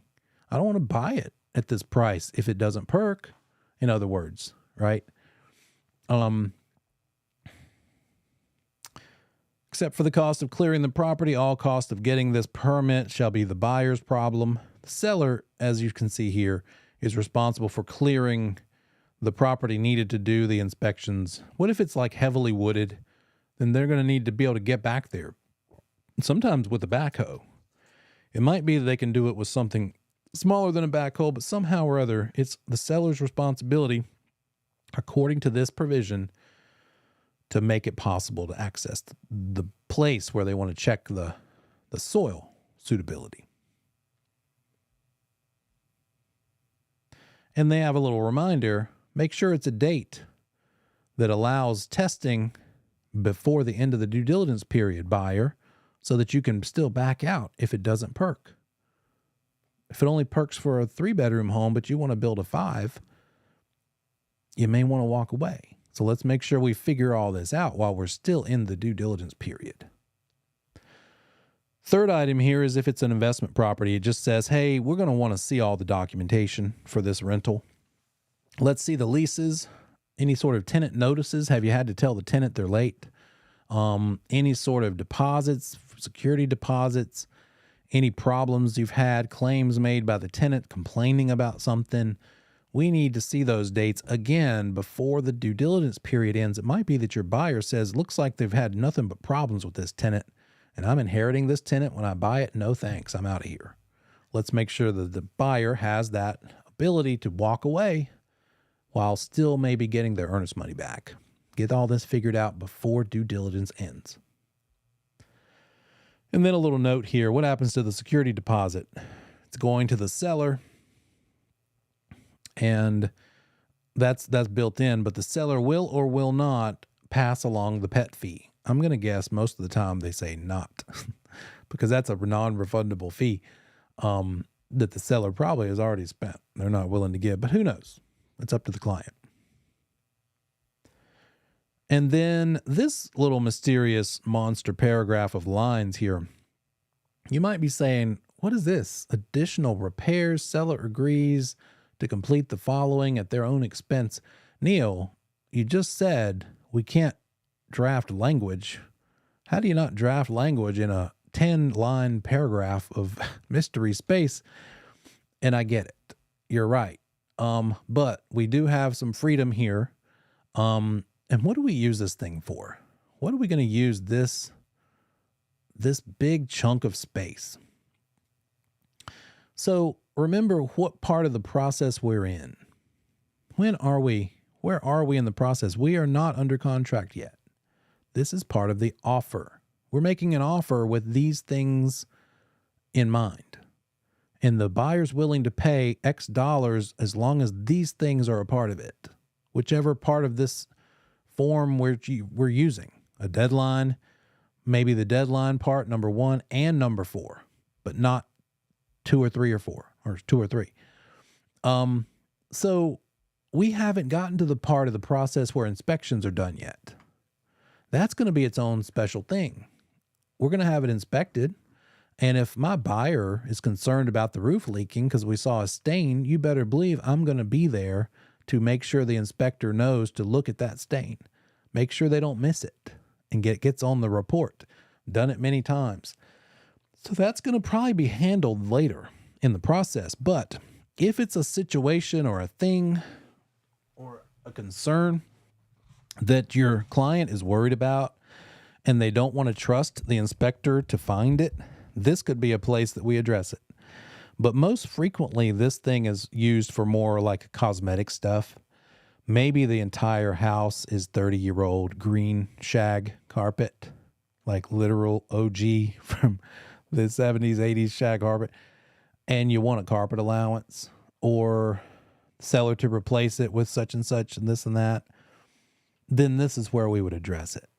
We would say, hey, we're making an offer of $380,000 contingent upon the seller replacing the carpet, or a paint allowance, or getting rid of that car that's a junk car on blocks in the front yard, or whatever your client wants this to be a part of. So their offer, whatever conditions their offer needs to have as a part of it, this is where we're going to address it, and it's usually cosmetic and material fact related possibilities there. But again, this does not forfeit the right to have it inspected and ask for repairs later. We're going to be doing that too. This just makes sure everybody knows, look, buyer's worried about this stuff. This offer is contingent upon the seller addressing these things. Maybe it's a pool, an old pool that needs to be filled in. That's not cheap. You'd have to rent a bobcat and get some dirt, and that could be several $100s to take out this stuff and put in dirt into the hole. And so it could be seller agrees to complete the following items: remove the pool, fill in the hole, and then put concrete patio over the spot or sow grass over this, whatever, right? Yep, you got it. Could it be something like fixing flower bed, mulch area around the house, driveway gravel, etc.? Any of it's fair game. Whatever the client's worried about, to make sure it's, even if it needs to be redundant, even if it's something that would be handled during repairs and normal inspection time later. Remember, the typical point in the process where inspections are done is after your buyer has committed to buying it. They can back out for any or no reason, but at that point, they're subject to losing due diligence money. At this point, there is no due diligence money that they can lose yet, because this is still just an offer. That's a very important part of this thing. It just acknowledges to people, look, the buyer's worried about this. Let's not even go under contract if your seller has a problem with this. You with me?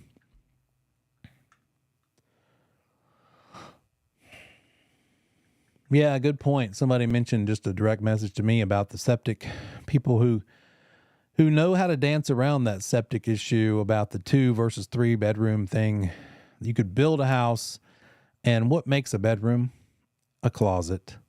Egress, meaning can you get out of it in the case of a fire?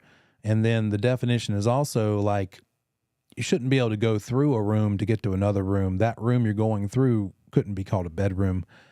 So maybe instead of putting a door on that space that's going to eventually be a closet, we're not calling it a bedroom because it doesn't have a closet. But then as soon as that property is done and the CO, certificate of occupancy, is given and it's closed, probably the first thing the new buyer does the first week is stick a closet door on there, effectively making it a 5th bedroom, even though it only perks for 4, whatever. It only matters once a broker comes along and says, hey, I'm going to list your property. And if that seller says, hey, I put a closet door on, so this is a 5-bedroom house, I want you to market it that way, you're going to say, okay, what does your septic permit say? And they're going to say, oh, it says it perks for a 4. Well, then that's how I have to market it. You lived there with it as a 5, and that was your prerogative, but now we're limited as to how I can market it based on that septic permit. But you're exactly right. People do that all the time. Okay, and then the 2 last ones on the second part of this. If it's a mobile home, a transaction where there is a mobile home, or maybe the mobile is like off in the back corner of the lot, or it is the property that's on the lot, the only property, in whatever case there's a mobile home involved, here's a place where we can use to put those vehicle identification numbers. Because even though it has been put on a permanent foundation, removed the axle and the hitch, and filed it with the DMV, as they're supposed to, it still has a VIN. And we still need to acknowledge and give the VIN number so that everybody knows it's a mobile home. As much as it may not look like one. And I've seen some that look like a traditional ranch. Some of the newer ones look like that's not a mobile, but still the appraiser is going to ask. They're going to find out, and they're going to give it less value if it's a mobile home. So here's where we keep track and acknowledge to everybody the VIN numbers. And then finally, who's going to pay if it's like this time of year when they've already closed up the pools and drained out the water from the plumbing lines around the pool so that when the freezing happens, it doesn't burst any pipes.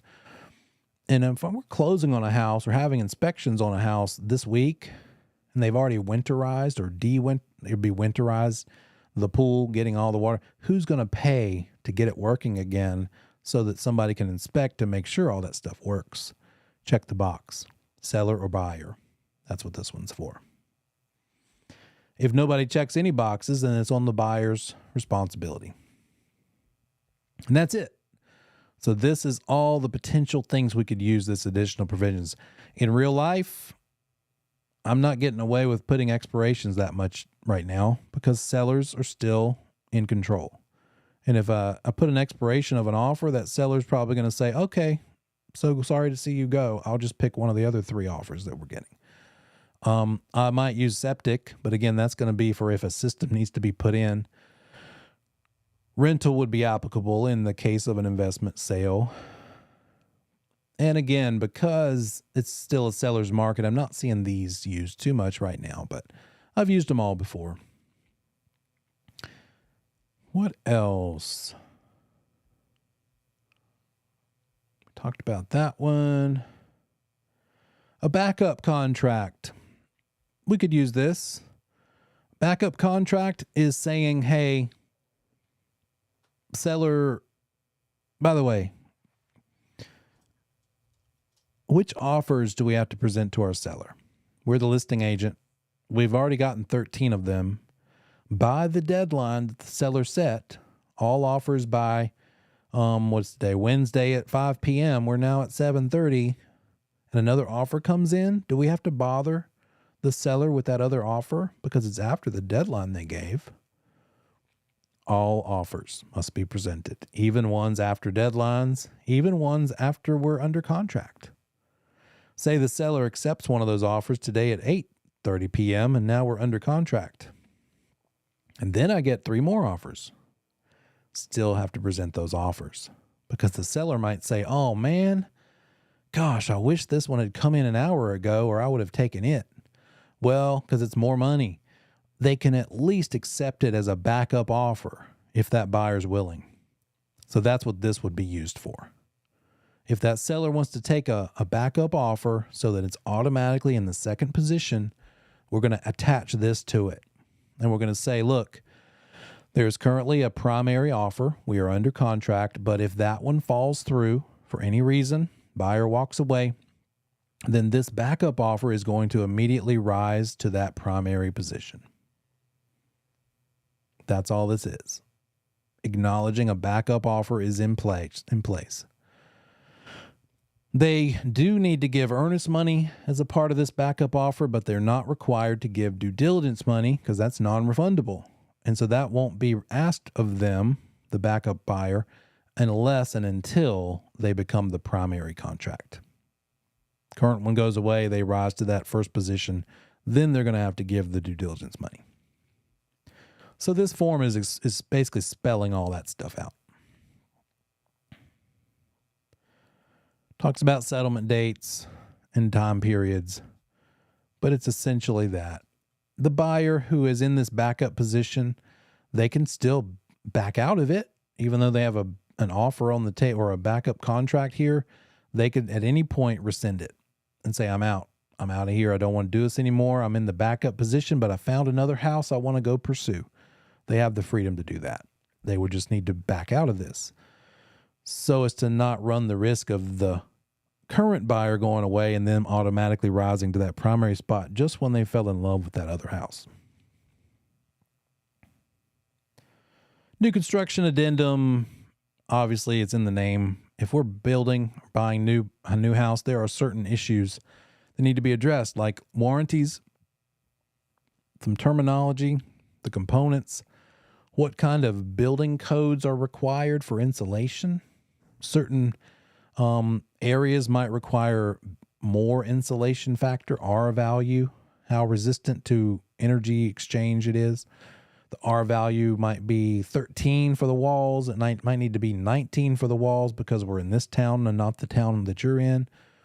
All those things need to be acknowledged. Any sort of additional improvements. Are they going to build a garage or something else, or a fence or driveway? It's something that would be attached, obviously, to an offer using the standard offer form, but this is going to be attached to that to address very common new construction concerns. Deposits, and that's about it.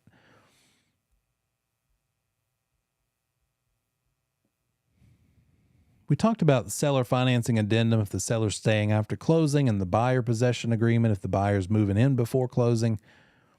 And short sale. Let's see what else. Well, additional signatures is easy. That's in the event that it's maybe an estate sale and it's 5 adult heirs and they're all married. Now we need 10 signatures. We have a form just for multiple signatures, so we would use that. And then this one, the short sale addendum. We'll talk more about short sales in chapter 14 and 15. But if it's a property, well, we'll just get into it when I come back from break. I'll see you back here in 10, and we'll talk a little bit about short sales.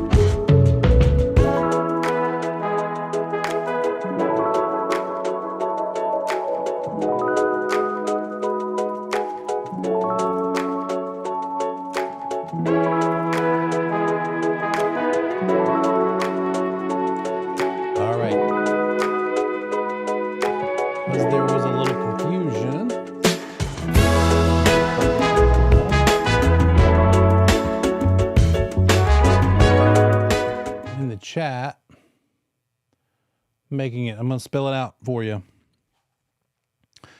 We need to modify an offer. We're going to use an addendum. We're modifying an offer. That means we're adding elements to it. So we're adding elements, right?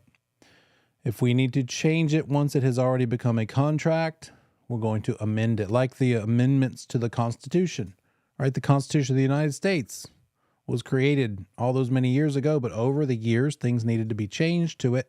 It was basically a contract agreed upon, it needed to be changed. So there aren't addenda to the Constitution, there are amendments. The 14th Amendment to the Constitution, the Second Amendment to the Constitution. So maybe that'll help. Okay. What is this thing, short sale, that I'm going to talk about now? Who knows what a short sale is? What can you tell me about a short sale?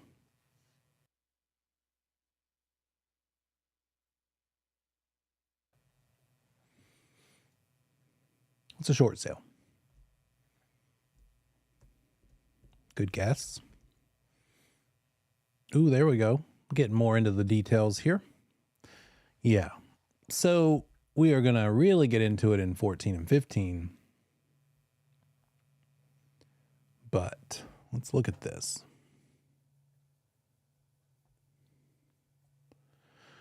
LeVar's got it. A seller's asking the bank to let them pay them back less than what they are owed. What if you loaned your friend $100 and your friend maybe had to go to the emergency room for whatever reason? They had a hardship.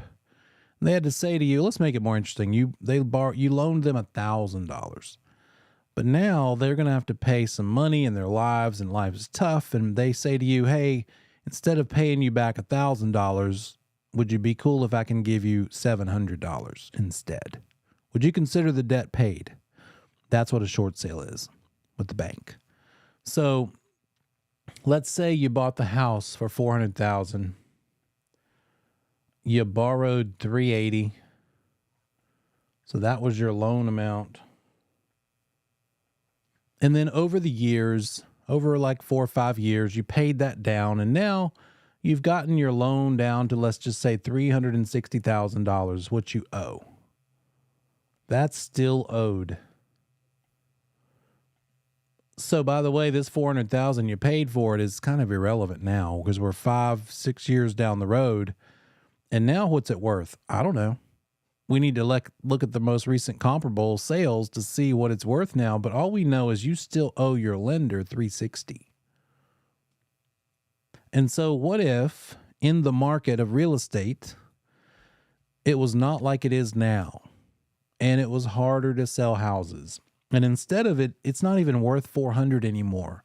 You get an agent to do a market analysis, and that agent says, well, got some bad news. The market has tanked. It has gone down, and the most you could probably get for your house is $330,000. Your house value went down. If we sell it for $330,000, Are we going to be able to pay off the existing loan of 360?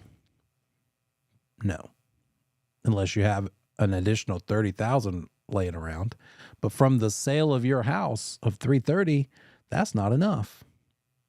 And so a short sale would be you as the one who owns the house, as the one who's obligated to repay this loan that is still $360,000, going to your lender and saying, hey, lender, I want to sell my house so I can pay you off. But the problem is it's not worth enough for me to pay you off. Would you consider it cleared? And would you consider me having paid you off if I can give you maybe, say, 320? By the time I sell it for 330 and pay the realtor and various other closing costs, and I end up being able to pay you 320, could we consider this done? I've paid you 320 instead of the 360 I owe you. Is the lender going to agree to that? Maybe. And if they do, it's called a short sale. So short has nothing to do with speed or time. It's not shorter than this amount of time. It is, if this is the amount owed and this is the amount the lender's willing to take, you're paying them short of what you fully owe them. They're coming up short. You're coming up short with regard to how much you can pay them. But it's not automatically allowed. You have to ask their permission. It's a process. It's a long process, in fact. It's really a bad name for this thing because short doesn't have much to do with it except that you're short of what you owe them. It's going to take a while. And back in 2008, 9, 10, we did a lot of them. And we need to address some issues with a short sale because here's how it really works. The seller is desperate. Do you think the lender's going to let the seller pay them less than what is owed to them for any reason at all? Just because they don't want to pay the full amount? Heck no. Lender's going to say, you better bring me a really good reason. You better be in some financial hardship. And they require a letter written by that owner, borrower, that says, here's why I need your help, lender. Here's why I can only pay you this instead of what I owe you. It's because I lost my job. It's because I've had medical problems. It's because of COVID. It's because of whatever. And so therefore, and the market is bad. And so I can't even sell it for enough to pay you from the proceeds of the sale because it's not going to sell for enough to pay you what I owe you. That's the difference between 2008 and today's market. Even though we're in a weird, challenged market right now, the thing in our favor is that the houses are still worth enough to probably pay most of these lenders' loan balances back. I don't see as many short sales happening because when you sell the house, you're probably going to get to sell it for enough that it covers it. Back then, the values were down. Now, houses are in such demand and short supply that the values are up. So, what is it about a short sale? Well, number one, it's a material fact. Write this down. A short sale, because the seller is trying to sell the house using a short sale, meaning needing to have permission from their lender in order to sell it and pay the lender back less than what's owed, that is a material fact. If a seller says to you, list my house, I want to sell it as a short sale, ask the lender to please take less than what I owe them, you as a listing agent are required to tell the whole world this is going to be a short sale transaction because the seller can't sell it without the lender's approval to pay them less than what's owed because it's not going to be enough money from the proceeds of the sale to pay the lender off. And they can't just expect the lender to agree to that. The lender might say, nope, that's not our problem. We're going to go ahead and foreclose on you. So a short sale is a method, is an attempt to avoid foreclosure. It's an attempt. Great point there in the chat. It's a method to avoid the foreclosure. There are several ways to try to avoid foreclosure. This is one of them. Taking less than what's owed, and getting permission from the lender to pay them back less than what you owe them. But again, it requires their approval, and that takes a while. So here's how a short sale would work, as a listing agent, you're going to say to that seller, hey, is everything okay? Do you owe more than it's worth? What do you owe on your loan? And that's when you're going to find out that this is a problem. You're going to say, oh, wait, you owe 360? Well, from my homework as to what your house is worth, it's worth 330. Do you think you might need to do a short sale? And that's when you're going to find out from the seller, well, as a matter of fact, yeah, we're struggling. The reason we're selling, we love this place, but we need to sell it because we can't afford it anymore. We can't keep making the payments. We're already 2 or 3 months behind, maybe. You might find that out, or worse. That's when your next step as a listing agent is going to be, okay, seller, the next thing you need to do is call your lender and tell them to send you a short sale packet. Send you the instructions for how to request a short sale. And so that lender's going to send them a big, thick envelope, and that's going to have like, here's all the stuff we want from you. Some of those things the lender's going to require is basically anything that proves their financial situation. If you're asking the lender to take anything less than what you owe them, they're going to want to see your bank statements, your tax returns. They're going to want to see your kids' bank statements. Wait a minute. You thought you were sneaky and you would just slide $10,000 over to your kids' savings account? Not going to work. They're going to want to see anything you have access to. Because if you're asking them to take less than what you owe them, they're going to want to make sure you are dead broke and there is no place for you to pull money from anywhere before they agree. Oh, wait, you have a credit card and you can get a cash advance against the credit card and you have $2,000 available of credit card cash, which isn't really cash, right? It's a adding to what you got to pay. They want that too. Go ahead and extend yourself and borrow money from wherever, including your credit card. We want that too. If you're asking us to pay $1, $2, $10, $20,000 less than what you owe us, you better max out everything you can and sell the dog. And the washing machine and the dryer, I'm making it sound pretty bad because it is not great. But the kid thing is real. They're going to want to see all the accounts. And you got to write the letter. And so that's the first step is for your client to gather up all this documentation, proving the hardship, and write the letter of explanation, the hardship letter. Then you submit it. They submit it. And inevitably, just from the streets, real world, the bank doesn't get all of it. And they say, oh, we received this, but not that. Can you resend it? And you're like, okay, this is just the way this goes. It seemed like you have to resend things a million times. They finally get everything. You don't talk to the same person twice. You sit on hold for 45 minutes to find out the status of where are we now? Has it been assigned to a short sale negotiator yet? No, it's still turtling slowly through the process. We need another bank statement. We need another this or that or check stub. We need more proof so we can put this package together, and it's just mind-numbingly frustrating for everybody because there's the additional pressure.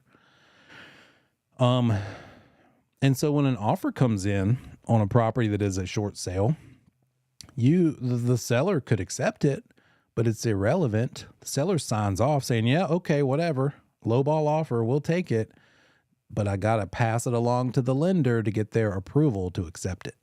I can accept it as a seller, but if the lender's not cool with it, it's irrelevant.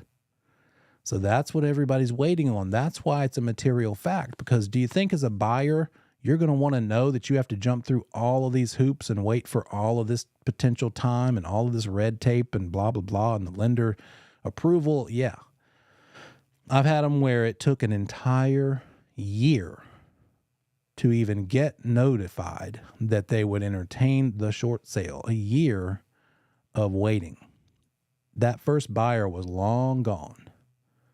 The one who came along and made the first offer, and then we started all this process, they weren't around anymore. They got tired. They found something else they could buy. So that's another part of short sale sales is a lot of times the first buyer is not the final buyer because they get tired of waiting. And maybe the second or third buyer who comes along has benefited because the process has still proceeded in the transaction, and maybe they didn't have to wait quite so long. So because of all of this procedure and the way this goes, it's got to be disclosed. And so this addendum is attached that acknowledges, hey, this is what's involved. Everybody needs to know, by the way, buyer, you can back out at any time and not worry about losing money because we're asking you to hang in there during this horrible process. I'm terrible, but it can be miserable. It could also be great. It could be a great way for a buyer to get a great deal. And it's good for the seller too, because it's getting them out from under the situation and maybe keeping them from having a foreclosure on their credit. So it's not just bad necessarily. It depends on your definition, I guess, but it's a material fact. The addendum is here to make sure everybody's on the same page and understands that it's nothing until it's approved by the lender. So let's see. But what is the definition of short sale? Purchase price may be insufficient to pay off the cost of the sale. Seller may not have enough assets to pay the cost of the sale. The lender agrees to get rid of their liens. But look at this part. The lender might release the property from the transaction or from the loan, but they may or may not release the seller from further liability. What's further liability? Anybody ever heard of a deficiency judgment? That's something where if you don't pay your bills, it's something on your credit that follows you. So when you go to try to buy a house next year, if you have a deficiency judgment against you, it's going to show up on your credit report. And so while the short sale may have been approved by your lender and you can sell your house, they let you sell it, the lender might not still be satisfied. They might say, well, we had to take $30,000 less than what you owed us. We want at least 15 more from you before you die. So somewhere along the way, we have a deficiency judgment attached to you and you owe us 15 grand or however much it might be. It might be excessive, but that's going to follow you around until you pay it off, like any other kind of lien against you, the person. So that's what it says here. You may not be finished. Just because the lender agreed to the short sale, you might still owe them more money later. They'll release the property, let you sell the property, but you still owe them some stuff in the form of a deficiency judgment.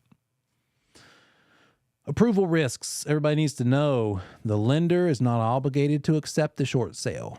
We're waiting for their permission. They might require additional terms in exchange for approving it. They might want a due diligence period or less due diligence period. They might want to adjust the closing or settlement date.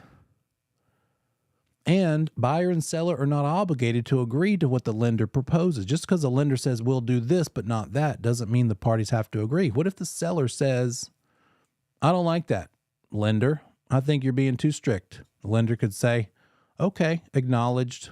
We'll just go ahead and start foreclosure now. So the seller could turn it down if they're willing to risk the next step, which would be foreclosure.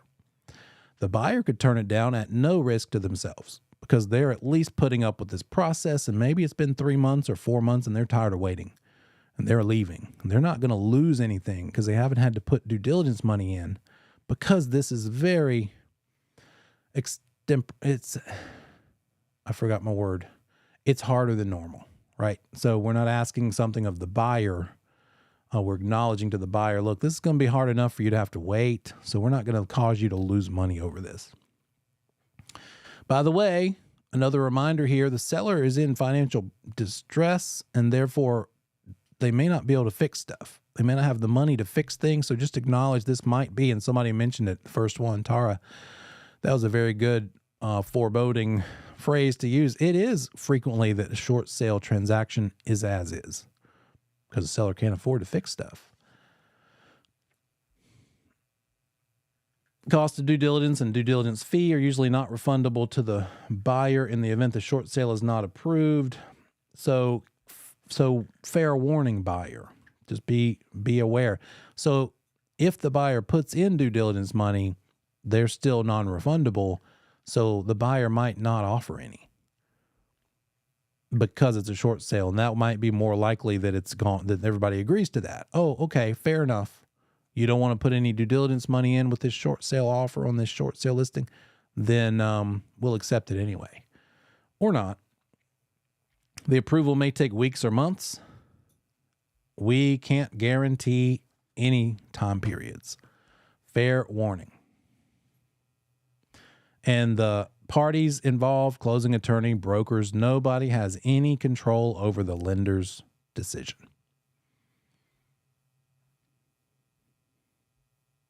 It's contingent upon the seller getting written approval that the lender will agree to the short sale.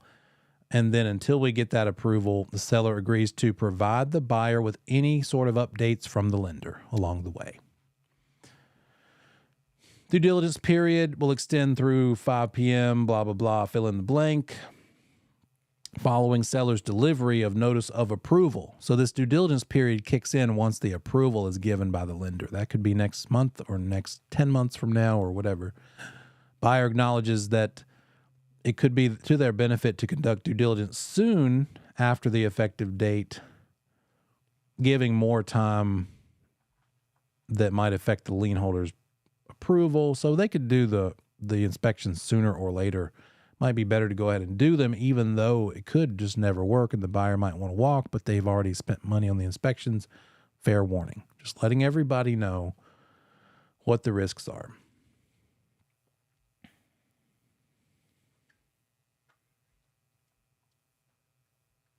And then whether or not the seller has received a foreclosure notice. Sometimes they have already gotten a notice that it's being foreclosed. Can they still pursue a short sale? Possibly. They could say, hey, I've got a buyer interested. Hey, lender, got a buyer who's interested. Please pause the foreclosure process. Can we maybe go to a short sale approval situation since I have a buyer? I don't have to go find one. The buyer has raised their hand. And so we're acknowledging where we stand with the foreclosure proceeding. And quite often the lender would say, okay, you got a buyer potentially for a price that seems decent. Yeah, let's try it. Let's try the short sale process. If you can prove that you're in financial hardship, then we could put a pause on the foreclosure. That might still kick in later if we can't work everything out on the short sale. But again, all of this amendment or addendum, is about letting them know, letting all the parties know what's involved. It's possible the seller has just tried bankruptcy as part of their solution. And again, that's a disclosable item, needs to be told to everybody. Sellers should get advice from an attorney, a CPA, anybody else about the tax consequences. Here's another thing we'll get more into later, but we're asking the lender to take less than what we owe them. What happens if they agree to that? Good news. Congratulations. The lender said, yeah, you owe me $380. We'll take $370. We're going to let you pay us back $10,000 less than what you owe us. Are we done? Well, the lender could say, we're going to put a deficiency judgment on you for an additional, maybe not the 10, but 8 more. But that's its own thing. What if the IRS comes along and says, hey, wait a minute. You got off the hook of $10,000 that you had to pay back or don't have to pay back anymore? We're going to consider that $10,000 of income. Please pay us taxes on that $10,000 that the lender has relieved you of paying back. So it's just a warning that the IRS might likely consider this, and there's a tax consequence tied to this short sale approval. Let's see. God, let me catch up here.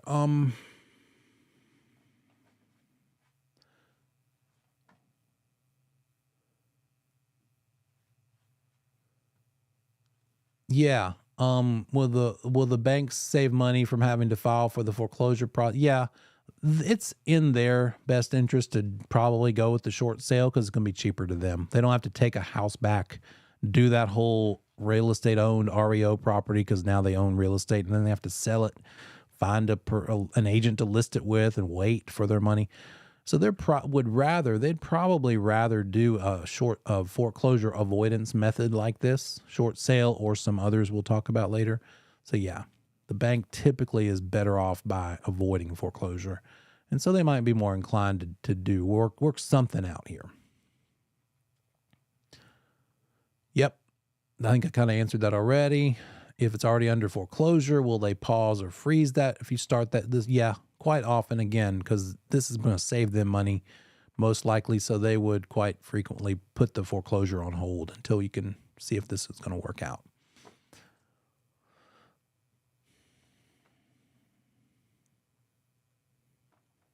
There you go. Yep, we're caught up. So that's what a short sale addendum looks like.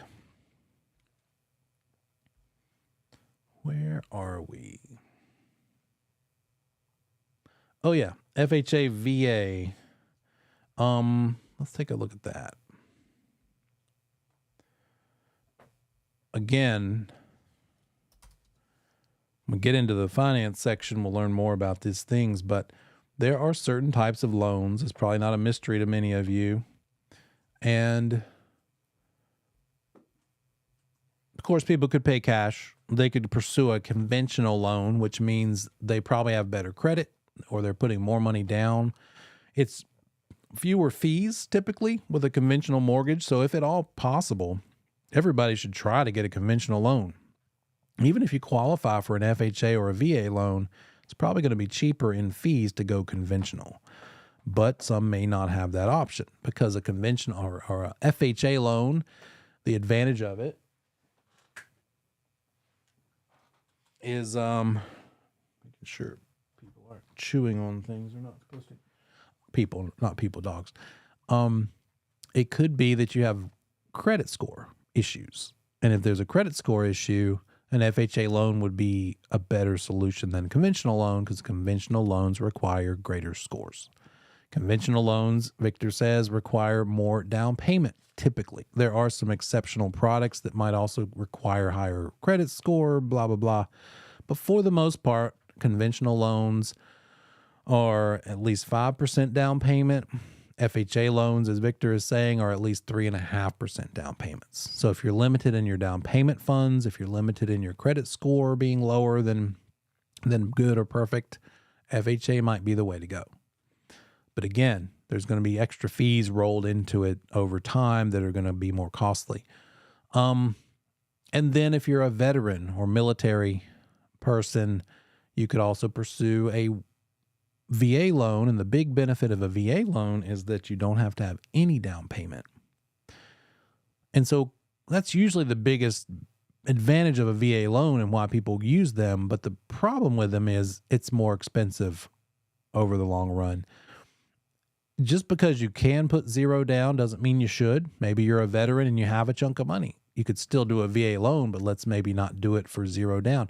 And if you qualify for a conventional, maybe you just don't even use your VA eligibility and use, but again, it just depends. If the loan you're using is either FHA or VA, this addendum, which is really short, protects you with a little extra level of protection. Keep in mind, FHA and VA loans are for people who need extra help.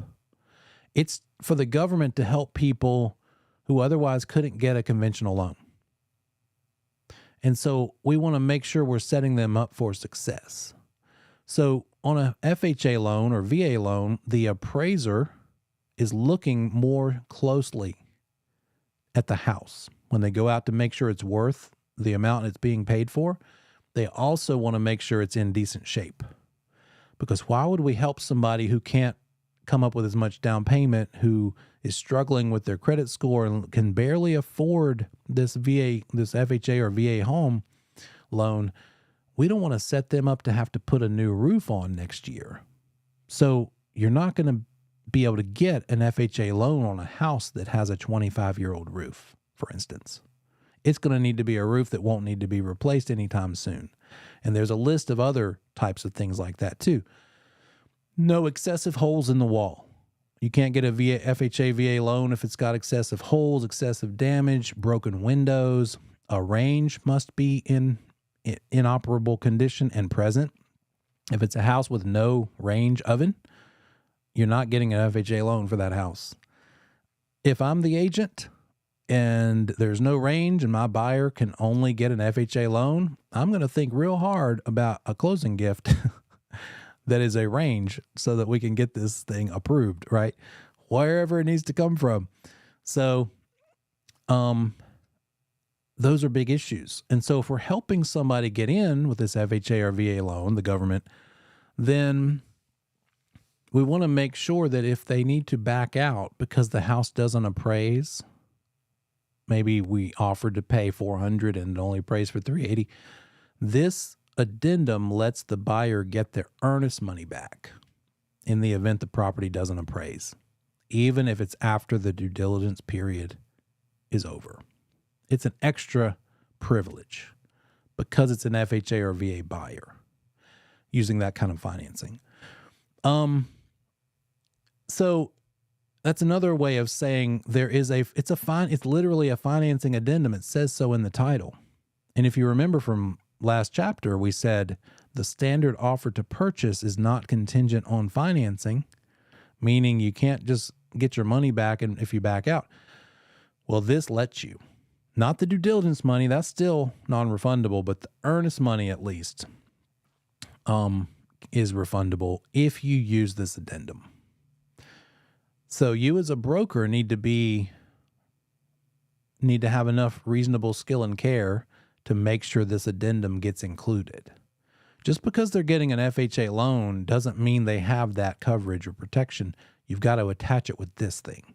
This thing needs to be a part of the offer in order to have that protection for the buyer pursuing FHA financing or VA financing. So that's all this really says.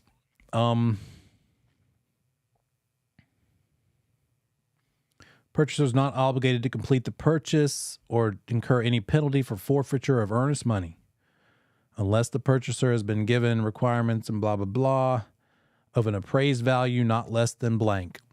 In other words, the purchase price. If it appraises for less than the purchase price and this purchaser decides not to buy it because it didn't appraise, they're going to get their earnest money back, even if it's after the due diligence deadline. Unlike a conventional borrower, they would not have this same advantage. And then the similar thing for a VA loan. Let's see, are there a lot of homes that do not accept FHA loans? I've run into like townhouse development where the builder, like maybe the development had 5 buildings. Each building had 4 or 5 townhouses all attached to each other. Like each building had 4. And maybe on the first 5 of them, 5 of those buildings the developer built, they paid extra to get the FHA financing approval. It has to meet certain criteria that are over and above normal building codes. But on the last one, they chose not to get that pay the extra money to get the FHA approval.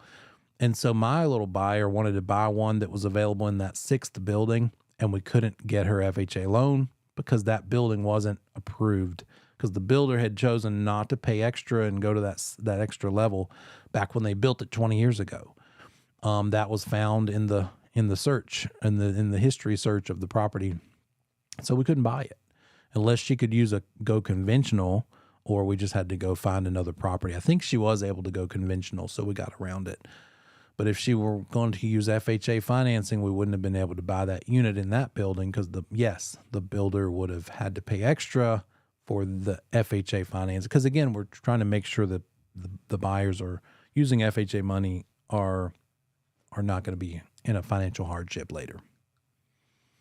Yep, exactly right. Are foreclosures for FHA not possible? Yeah, an FHA loan could absolutely be foreclosed on. Sure, if that's what you're asking. As well as a VA. That's irrelevant. They all have foreclosure possibilities. We'll get more into that when we get to 14.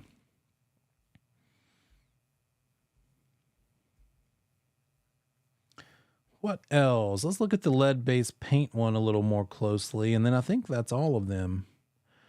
They mention in the material a contingent sale addendum, but while I pull up the lead-based paint one, I'll just tell you that the NCAR, North Carolina Association of Realtors, got rid of the contingent sale addendum several years ago. It was a thing that, here's the lead-based one, but the contingent sale addendum is a thing that you would use if your buyer needed to sell their existing house in order to buy the next house. they're not able to buy the next house until they get their current one sold. So you would say we're making our offer contingent on us getting our existing house sold. It involved dates and certain issues that kind of got a little hard to understand for people. And get out of there. Lay down. Come here. Sit. And so when we adopted this due diligence period method, like 10, 12 years ago, agents would get around using the contingent sale addendum by just adding enough due diligence period that we could get that current house sold and maybe even closed while we still were within the due diligence deadline period.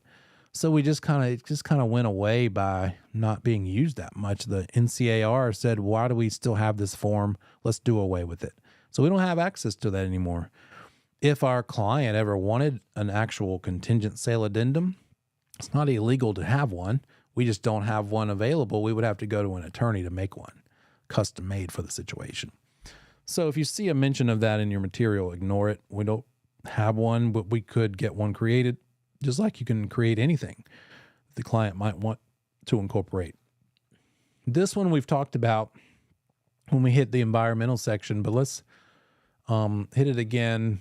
And basically it's got the place where the seller acknowledges whether or not they've already had it tested. And if they have, here are the results.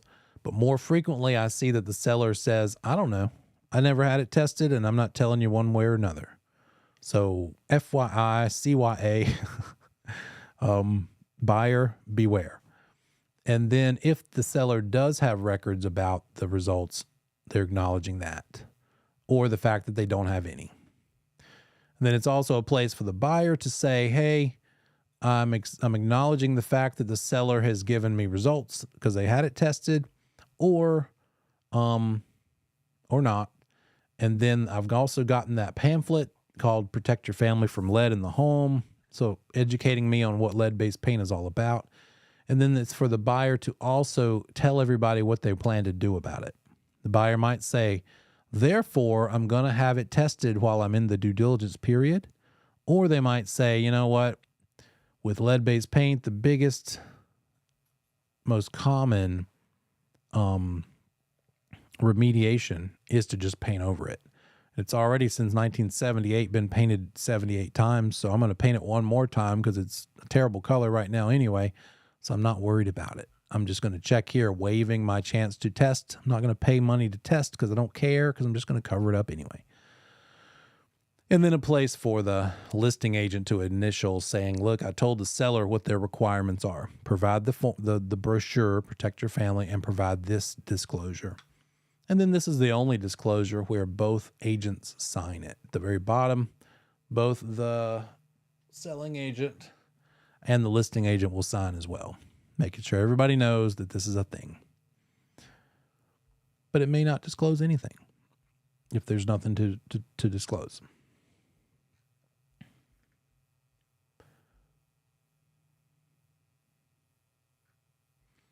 Okay.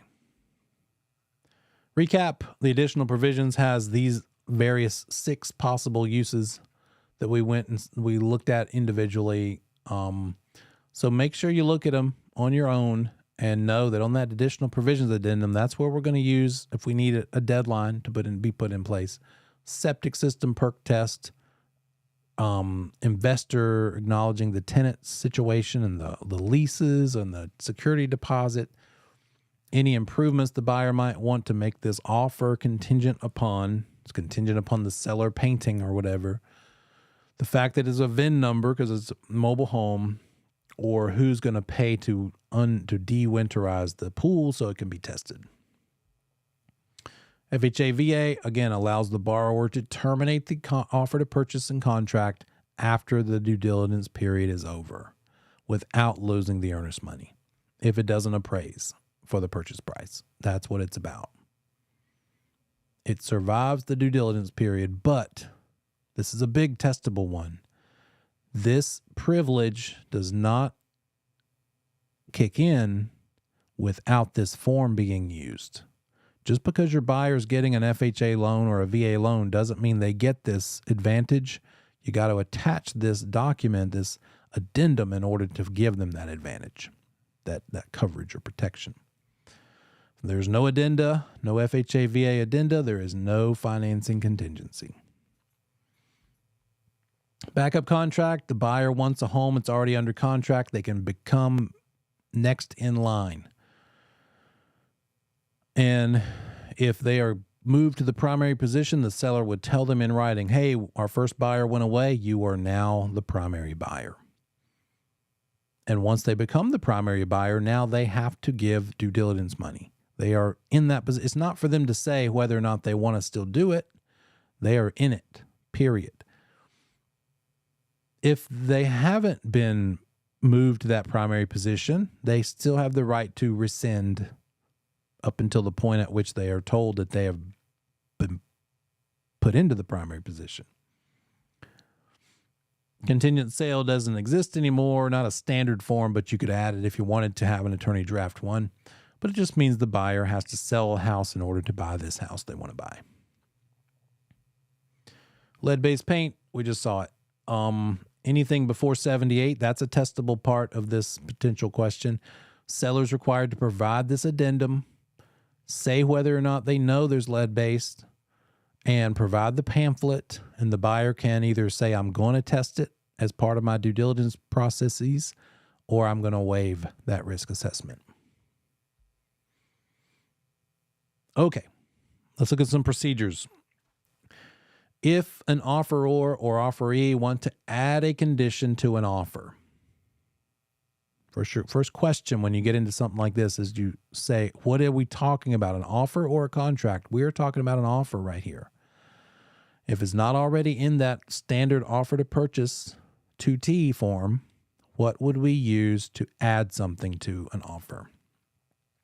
I'm going to wait till everybody answers.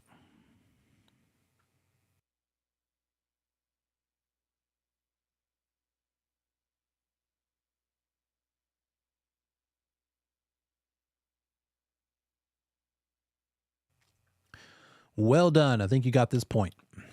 You're going to get it. Acceptance in an acceptable manner. Communication in an acceptable manner. What are acceptable manners? Well, it's right there. Phone. Could let them know by phone. Email. In person. And on the test question, sometimes they'll say the agent watched them sign it. And why they say it that way, and it's not something that really happens in real life. I'm not usually there when they sign it necessarily. But if an agent is standing there watching them sign it, then the communication is happening, at least right there, in that moment from the client to the agent. But it's not enough communication if it's their own agent. Now their agent needs to tell the other side, right? But it could be any of these methods. And ideally, it should be at least two of them. I would say if my client signed, then everything else in my life is taking a back seat to me communicating this signature. I want to get this locked down under contract ASAP. I'm leaving the movie, going out to the lobby. I'm going to email to my client that it was accepted. I'm going to call them, leave them a voicemail. I'm going to text them. I'm going to get this thing communicated. I will not be the weak part of the link of communication, right? I want to make sure it's done and locked in. And then as soon as possible, I'm going to make sure the money gets to my seller's hands if I'm the listing agent, because I want that buyer to have the weight of losing that non-refundable deposit so that they have to be more inclined to perform. Not going to be lazy and say, you know what, it's Friday night. Let's just get together on Monday and I'll get that due diligence check from you. Because on Sunday, that buyer might choose to walk. And while we are officially under contract and the buyer's not losing any money over it, they could end up getting sued over it. But in the process, your seller should and probably will be mad at you for giving that buyer the ability to walk without almost any consequence. Because what are the odds your seller's going to sue them? Even though they could and probably should, who has time for that? Seller's just going to be mad at you because you didn't do all you could to get that money in their hands to keep this buyer from being able to walk without a significant consequence. If a buyer has $9,000 they could lose by walking, they're less likely to walk. Let's get that locked down quickly. That is my first goal before I try to get a new client and probably before I even take a shower. I'm getting that done. So communicating acceptance. We're obligated by license law to disclose all offers when the testable answer is ASAP, immediately, but drop dead no later than 3 days from when that offer was made. A lot of this 3-day stuff comes from back in the day before email, right? Because real estate's been around much longer than email, and so 3 days is the typical safe amount of time something needs to go through the mail process to arrive. But in this day and age, it's kind of irrelevant because we can do it in 3 minutes, maybe 3 seconds, because all of this is electronic signing and shoot it over, and we should, because the best answer, if the answer choices have it included, is A, immediately, B, 3 days, C, 5 days, D, 7 days. Best answer out of those choices of when an offer must be submitted to the seller is immediately. If that's not on the table in your answer choices, it's 3579. 3579. It's going to be 4 possibilities. 3 would obviously be the best answer. So watch out for that little test-taking tip there. And remember, what kind of agent are we? As a listing agent or a buyer agent helping our client, are we a universal, a general, or a special agent on behalf of our client? What are we? Which of those 3? Special, the least of all 3, the least amount of authority to sign on their behalf. We don't sign on their behalf. We counsel them, we guide them, but we can't accept or reject. That's why I mentioned all that. We can neither accept or reject even if they want us to. And a lot of times you'll build so much trust with the client, they're going to love you. They're going to say, you know what, if they're a certain personality type, they just want you to give them the bottom line. Some of them in that DISC personality profile method. There are other methods. There's colors. There's some others. But basically in the DISC personality method, the D personality type just wants you to tell them the bottom line. Get through all the fluff. Don't give me the sales pitch. Tell me A or B. And that kind of client, quite frequently, if they trust you enough, would say, you know what, you know what I want, at least 380. Just bring me a 380. Go ahead and accept it for me. And that's when you have to turn them down. You can't do that request for them because it wouldn't be a lawful request. We can't accept on their behalf. We have to say, I'm sorry, I appreciate your trust. I'm glad you trust me to that level, but I'm not allowed to do it. I will make it as easy as I can for you. I'll have to send you the offer. You can talk about it if you want to, but you've got to give me that approval. You've got to sign it yourself. I can't do that for you. I could if I were your attorney. If you want your attorney to do that so you don't have to mess with it, that's another thing.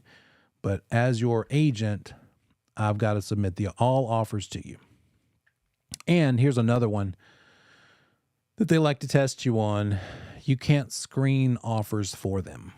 Hey, you know I don't want anything less than 350. Don't even show me any offers that come in less than 350. Nope, sorry. I can't follow that request. It's not a lawful legal request. You didn't know any better than to ask me to do it, so I have to educate you that I can't grant you that directive. I've got to present all offers. You can ignore it. I'll forward it to you in the email. I'll probably even tell you in the subject line, and here's how I'd make when I pass offers to my clients. I go ahead through the whole offer, all the paperwork, and find the most pertinent information, and I make a summary so they can just see the email message itself and say, oh, price, closing costs, credits being asked, dates, oh, the refrigerator, and this date. So I make it as easy on them as I possibly can, no matter who it is. So they can say, oh, okay, let me compare apples to apples a little better. And if we're getting into like really a lot of multiples, 3 or more, I'll put it in a spreadsheet and I'll say offer 1 is all of these things. Let's compare it to offer 2 next to offer 3 and offer 4. And at the bottom, I'll say, here's what you net if you take this one versus that one versus that one. Just trying to make it as easy, but I can't say I'm not going to show you the ones under 350. So watch out for that on the test. They will try to make a scenario that you're inclined to think, yeah, that should be okay, right? No, got to present all offers.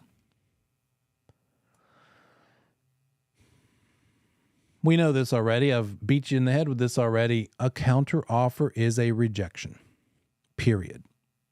So we got to counsel your client about that. Hey, client, I know you're kind of annoyed at this closing date. It's a week later than you'd like to, but if we counter with even just as something as simple as a date, then that is literally rejecting their offer. They can now walk. On the other hand, let's go ahead and sign it. And now we've got them locked in and we can move forward. Yeah, but I don't like the date. Okay. Something else I'll do to kind of work around the system is I'll say, I'm going to call the agent and I'm going to be very clear in both my call to them and an email that this is not a counter. Just curious, what would your client say about a sooner closing? Would they be okay with that? So that it's definitely not a counter and therefore a rejection. We're just hashing it out without an official counter rejection. And that way we can say, okay, then if they might say, well, sure, let's keep it at this date we've written of December 29th, but if we can close before Christmas, we'll do it. Maybe that's good enough. Maybe that's everybody's on board with that. Or they might say, okay, let's go ahead and make that change. I'll just make the change and we'll get it over to you changed. But you just want to make sure your client understands if we counter, then this is done. This is dead. And we would have to ask them to honor this again if you wanted to. Better be a good reason that you're countering, in other words. We'll keep on going down this path. When we come back from break, I'll see you back in 10.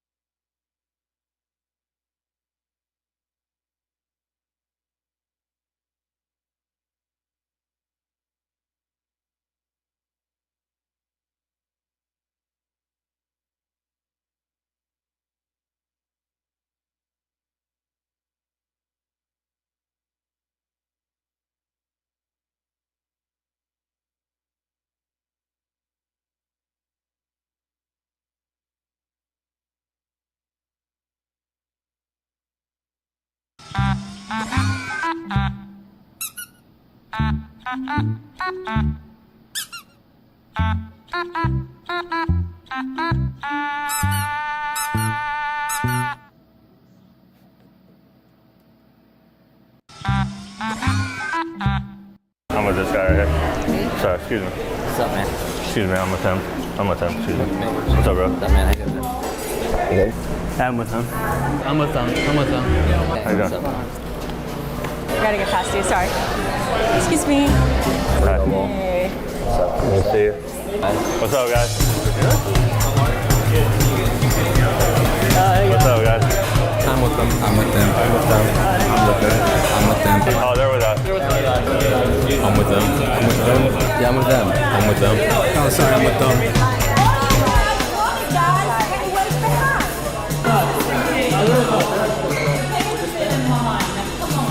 No, they're with us. We're a church group. Seriously? Yeah, look, there's a hidden camera right there. See that? We got your food. Don't worry about it. What? Here's 200 for a tip. Thank you, guys. You're welcome. I'm with this guy right here. Sorry. 3, 2, 1. Oh, and he is off to the races.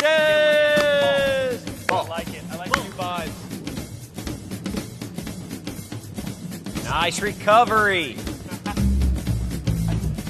No. Yes. It's hurting my inner core. Focus. One ball at a time. One ball at a time. All you want to do is get to that next ball. Yep, that's it. All you got to do is get to that next ball. Yes. That's it. That's the next ball right there. Yes. Yes.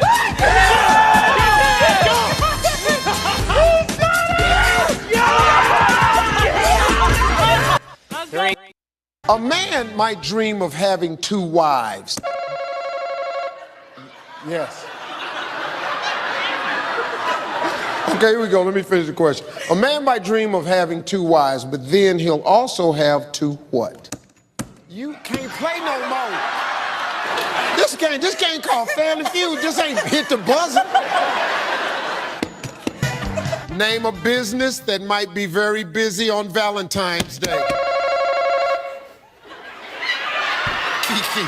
Florist. He didn't hit it, did he? You gotta hit the buzzer. Right the hand.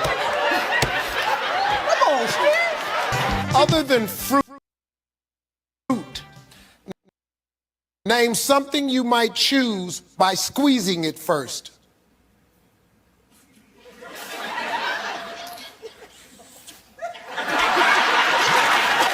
Nothing. A man might dream of having 2 wives. Like, I can't believe we defeated the British. And have you ever kicked a ball before? No. Okay. Well, today is a day where you can make $75,000. All you have to do is kick a ball 33 yards through that skeleton's head. So ready. Let's go. Have you ever thought something negative about a kicker before in your entire life? Yes. All right, relax. I'm going to match your 75. $150,000. Yeah, $225,000 on the line. Good luck, pal. Ernie's a hater. His balls. Guess will not block it. Boston Connor was drinking with Dwayne Wade last night. He might have a little bit of a sideways view of this thing. 200. Good effort.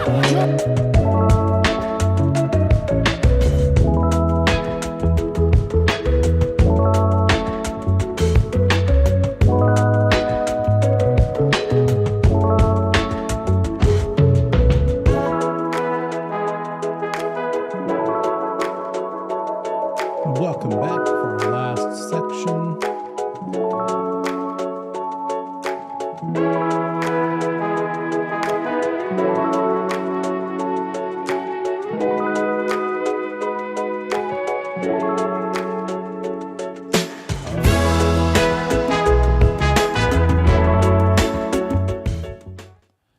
Here we go.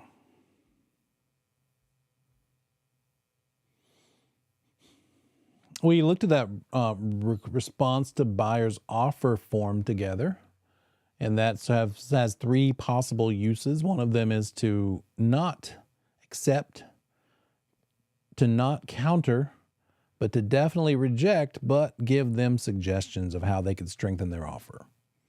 Or it could be used to establish a deadline day and time. Or it could be used just to straight up reject the offer, just to have something in writing showing that the offer is rejected. What about this one? When you're the listing agent, let me actually go back here. We'll do it this way.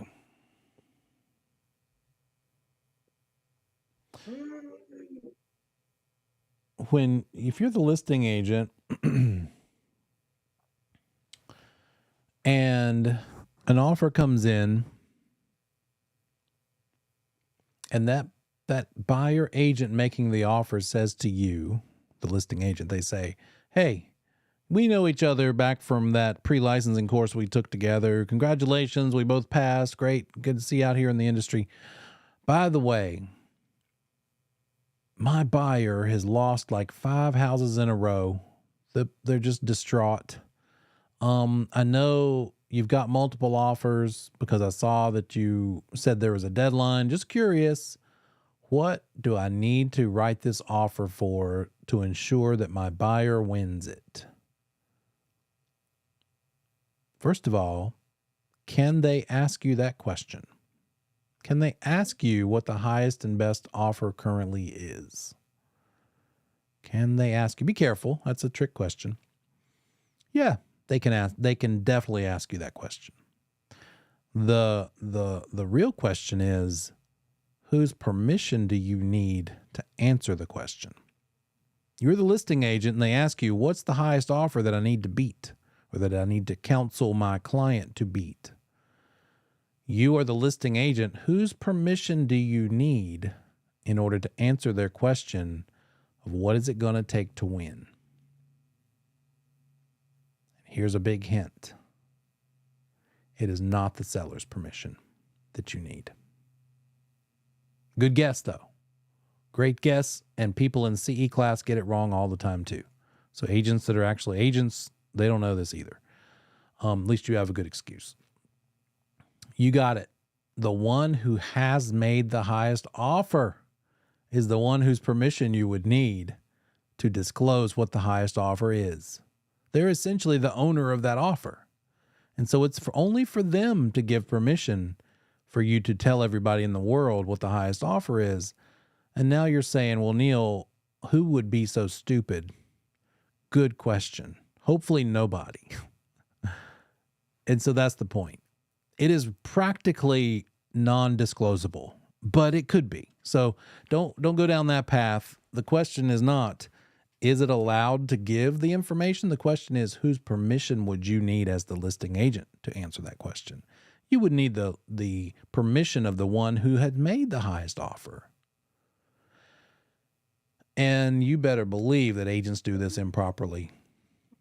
You better believe it. A listing agent, you see it in disciplinary action all the time. Well, not all the time, but I've seen it several times where an agent got disciplined by the real estate commission because they were caught saying things like, maybe I saw one a couple years ago and the agent literally responded to like 5 offerors, 5 offering buyer agents. And they said this, the current highest offer is $278,000. Please make sure that your offers are at least that or better.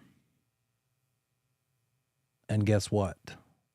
The one who made the offer for $278,000, they didn't give them permission to disclose that. And somehow it all came out and they got in trouble. And so then you've got like 5 offers, competing offers. One of them won.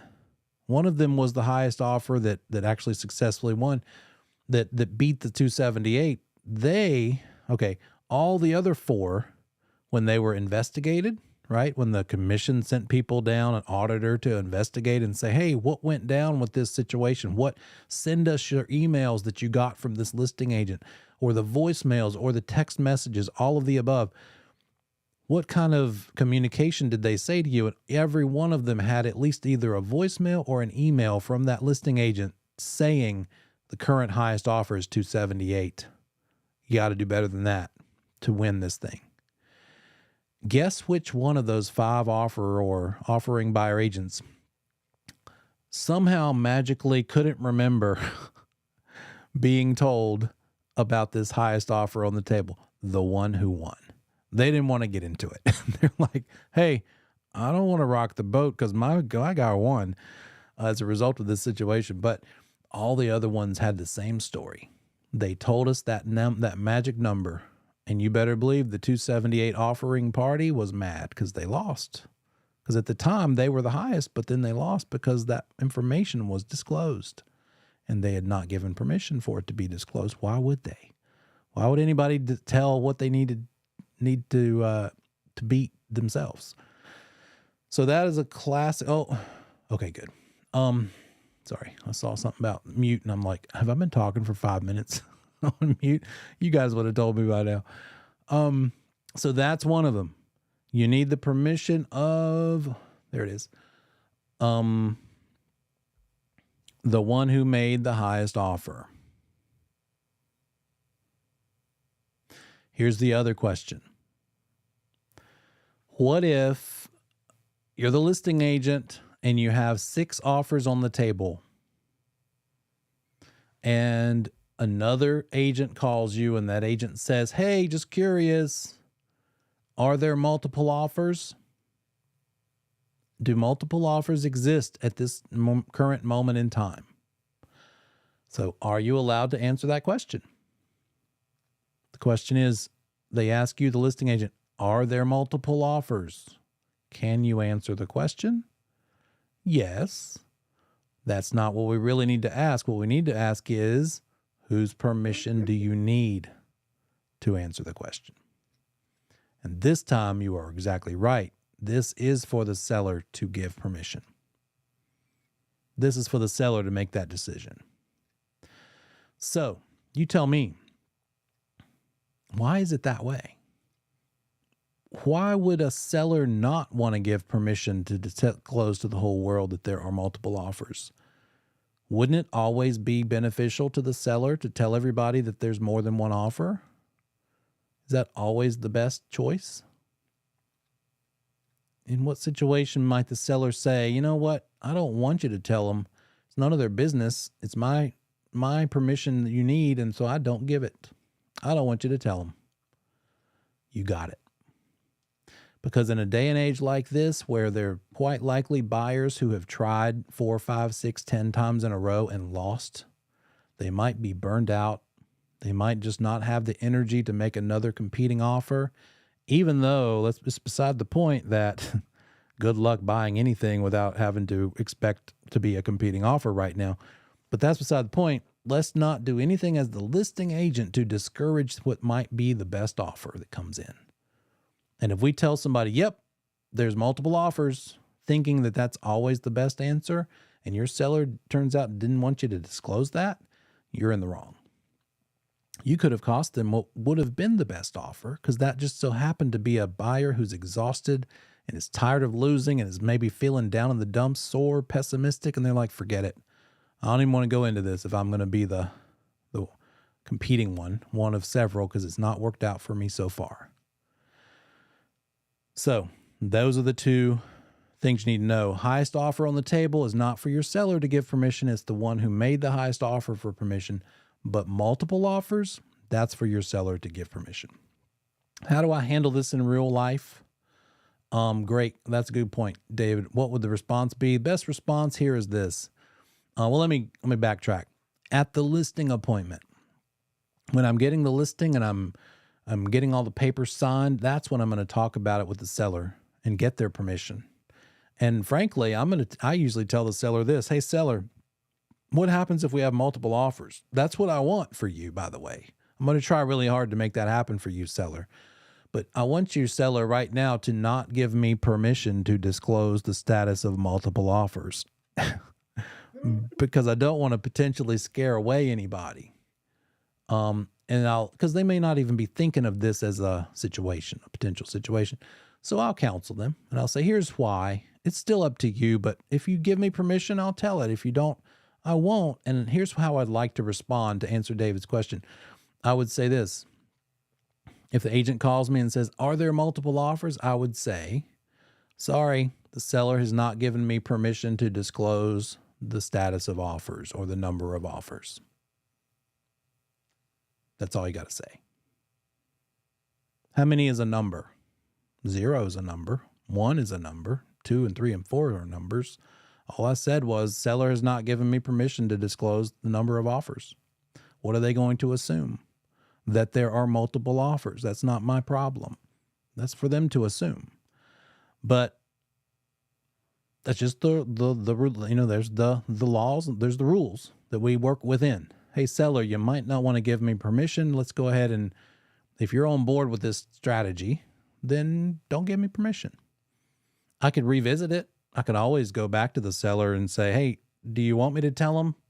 I know you originally said you didn't because I explained how this might work against us, but right now in this moment, maybe we should tell them. Here's the main thing though. You can't use that rule or whatever, the seller's permission. You can't tell one but not the others. If you tell one of them, you got to tell all of them. If you tell one of the offering parties that there's multiple offers, you have to tell the rest of them the same thing, right? You can't be preferential. So you got to be careful and do it properly.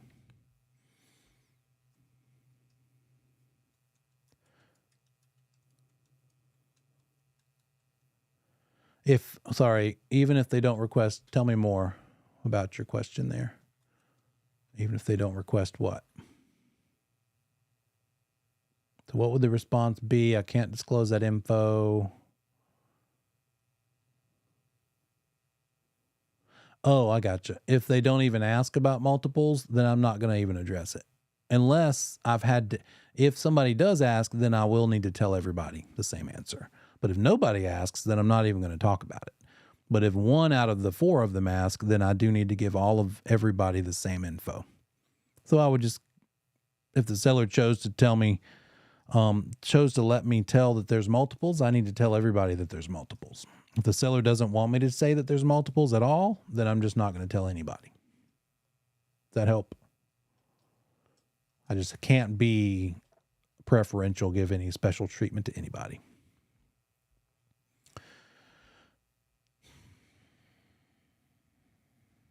And there it is right there. Multiple offers are not material fact.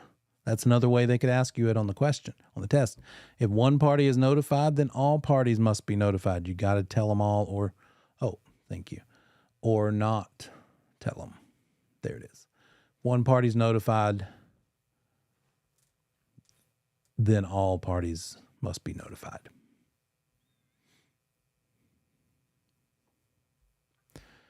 Let's see, documents to buyer and seller. Oh yeah. Anything that our clients sign or that's involved in the transaction, we need to give to them when. We've seen this answer on something else when it comes to all offers. Now it's anything they sign. Agency, working with agency disclosure, back and forth, blah, blah, blah. Best answer, immediately, but not later than 3 days. It's easier now than it's ever been, right? The 3-day thing is almost irrelevant. It's still there. That's something to think about when you're looking at the test. But in real life, we're probably going to shoot it over to them pretty darn soon. Probably the same day. Ideally, let's just get it over there to them. So immediately, but not later than 3 days applies to when we need to get any documentation to our party, our client, copies of that, anything they sign. It applies to any offers that come in for our seller. Get it to them within immediately, but not later than 3 days. When you're using electronic signing like DocuSign and the person signs it, then it has their signature and the date and the time of their signature all in one little block. So you can't defraud that system. It's impossible. So it's all right there, time stamped, which makes it super simple. And now they have access to it. If you wanted to be redundant, you could check a box that says send them the PDF and send that, but they now have access, they can get it, and that accomplishes this goal. So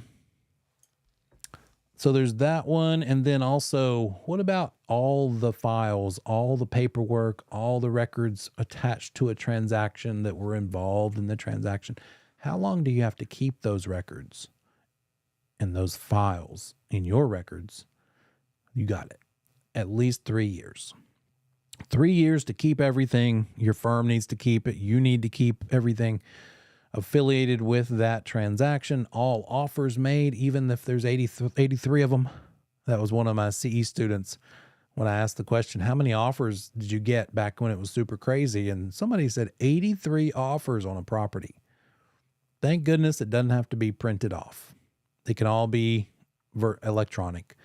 And you can keep these files for 3 years in any way you want to, right? You can print them out, put them in a safe deposit box if you want to, or you could keep them in the cloud like Google Drive. I'd probably be redundant. I'd keep it on the cloud, but I'd also keep it maybe on a zip drive, plugged into your machine, maybe on your machine as well, just so that you have and can produce this thing. And it can be as organized or unorganized as you want. You just want to be able to get to it if the commission asks for it.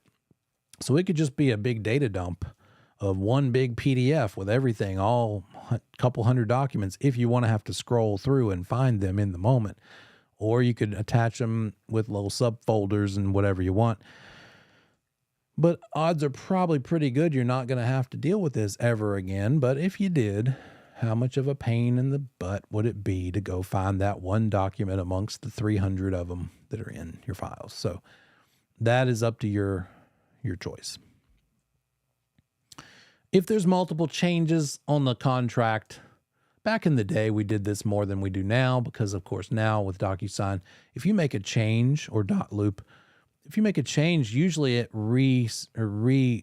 changes the whole document and everybody's got to re-sign everything anyway, even one little change somewhere. But once upon a time, you might have it so that you struck through a piece and then you wrote something in and it had to be initialed like down here. So you'd have to get any sort of change initialed and dated. The initials are dated by all the parties to the transaction. It could get to the point where it's pretty messy back in the day. And you'd have this one page with all these initials scattered all over the place. And it's like, wait, what does that pertain to? Is this about this, or is this initial about this change up here? And the commission is basically saying, look, let's not let it get messy. Rather than all this mess, let's just rewrite it nice and fresh with all the most recent terms and conditions and get that signed. So that it's very clear the whole way through the transaction and for the 3 years afterward that we can see who agreed to what. Instead of having a million changes and strike throughs and little scrawled extra things written vertically down the margins or whatever. Commission is really a proponent of rewrite the thing, make it nice and crispy clean with no strike throughs. Let's make it right and have everybody sign a crisp, clean version after we've had the counter offers back and forth a million times. We get to the final terms and conditions. Let's make it pretty. Easy to understand. If the offerors and offerees, buyer and seller, want to add a condition to a contract in existence, they would use what type of form? Stop, think in your brain. Are they talking about an offer or a contract? Oh, it's in the contract phase. It's an offer that has been accepted and communicated. Now we are in contract. Well, how do we change a contract? We change it with amendments. Good job. Well done. Multiple offers should be delivered in the order they are received so the offeree can consider each one in the proper order. True or false? What do you think? Do we need to keep track and tell the seller, hey, I got this first offer at 9:13 and then this other one at 9:23 and then this other one at 10:05? We do not. And you might be thinking, well, aren't you going to forward each one as you get them? Well, yeah. But it's not like you're just sitting by the computer and you have nothing else going on in your life or career. You might be on an appointment for 2 hours, come out from it, and you see, oh, got 3 offers on my listing. you're not going to prioritize those offers. You're just going to send them all over to the seller.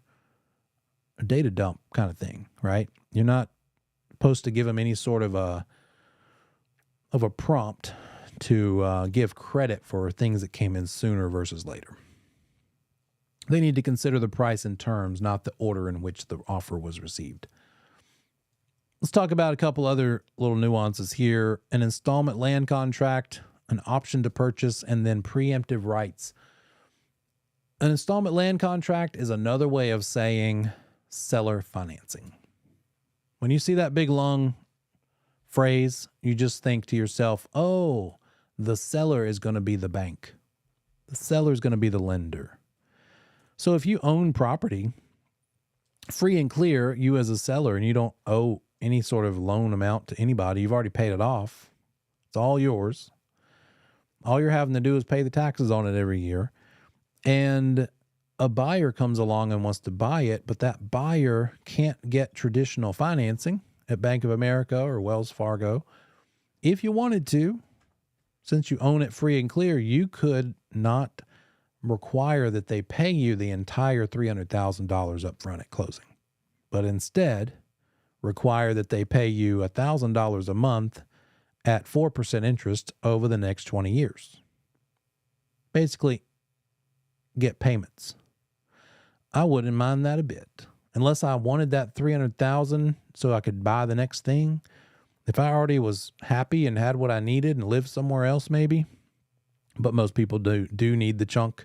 But if I didn't need the chunk, I'd be thrilled to have 10 people paying me a cash flow of $500 a month over 30 years. That'd be pretty nice. I could just wake up and know I don't even need to sell a house today because I've got automatic money coming in every month.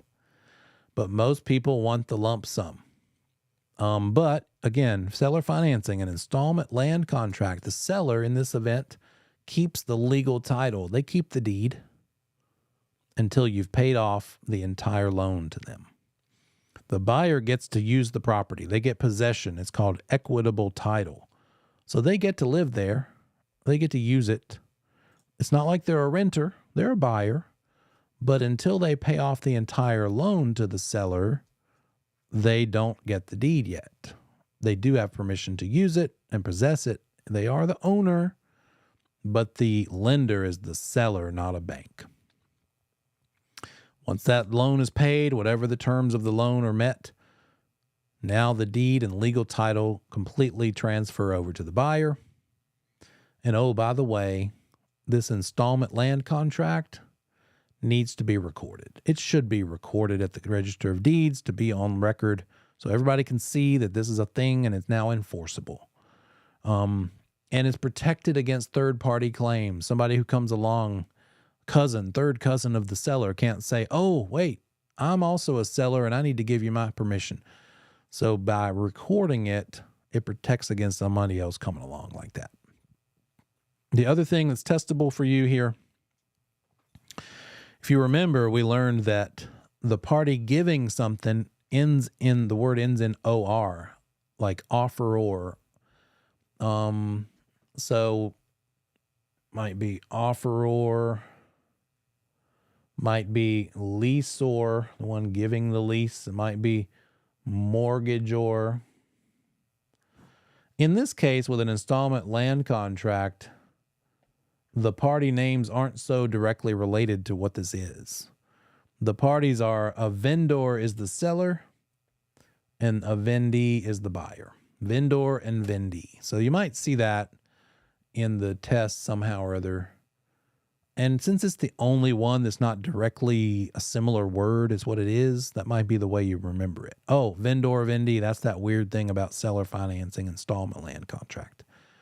Vendor, vendee. The vendor is the seller, the buyer's the vendee. What might make somebody inclined? Why might a buyer want to pursue seller financing instead of just getting a loan from the bank? What might be a buyer's situation that would make them want to see if a seller is willing to finance it instead of going to Bank of America? Yeah, not a lot of options, probably. because of maybe bad credit, poor credit. So I get that sometimes. A buyer will say, and I'm excited. I'm like, oh, good, another buyer. And they're like, do you know anybody that does seller financing? And I immediately think, oh, this one might have some challenges. Why are they asking me this question? Because they don't have other options, possibly. So the more the conversation goes, I find out, oh, okay, gotcha. It's because you have maybe a deficiency judgment or a 400 credit score, or for some reason declared bankruptcy, or somehow or other you can't get a traditional loan. So now you're trying to find a seller who might overlook those things and be willing to finance it for you. So it's maybe a problem with the buyer. What about on the seller side? Why would a seller entertain seller financing instead of just trying to find a buyer who's either paying cash or getting a bank loan? Why might a seller be willing to do seller financing?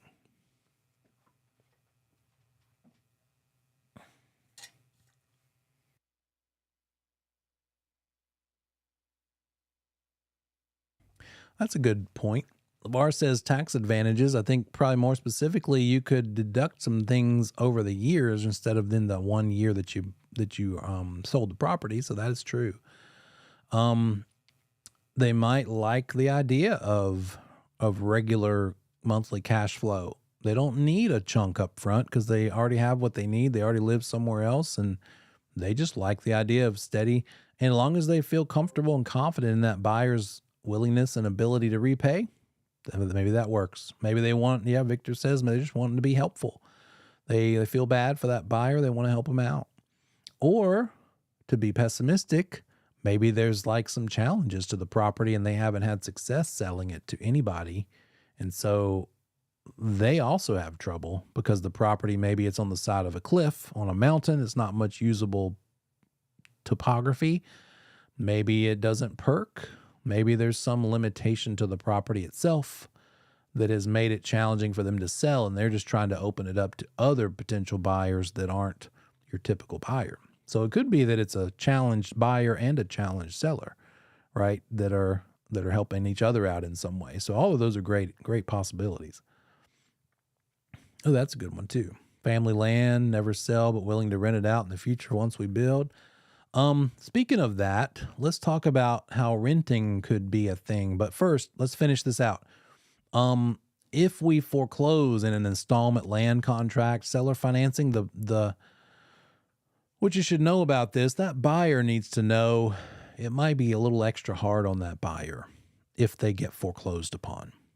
Because when they were making that payment to the seller, maybe part of each payment is going toward the purchase. Maybe, they don't get the deed until it's all paid. So if they get foreclosed on, they're losing the property and whatever money they've put in the property. If it's a bank loan foreclosure, there's a chance, however slim the chance might be, that after all the things are paid for in the foreclosure, if there's any money left over from when the property goes to auction, that buyer could actually get some money left over. It's almost laughable because rarely would it happen.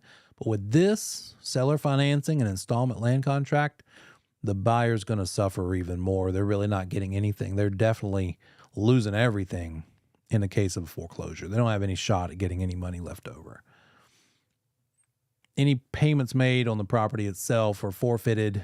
They're not going to have any profits resulting from a foreclosure sale because the bank is the owner, the seller. So it's not ideal. It's really more of a last resort kind of a thing. I think we've mentioned options to purchase before. And so we need to keep the three things straight. Keep three possibilities straight here. Option to purchase compared to preemptive rights. Let's talk about options to purchase first. An option to purchase involves a potential buyer, not a definite buyer. The buyer is thinking about it. All they're doing right now is paying for their spot in line, paying for the number one position in line so that the seller can't sell it to anyone else without making sure the buyer wants to buy it or not. So the buyer is paying for this. They are paying an option fee. They are paying for an amount of time where they can make the decision if they want to buy it later. They're not required to make that decision today. Maybe it's a whole year that they have as an option, period. And maybe they pay $5,000 so that the seller just sits there doing nothing and giving that buyer time, potential buyer, time to decide yes or no. Why would somebody pay for an option to purchase instead of just purchase? What's the point of an option to purchase?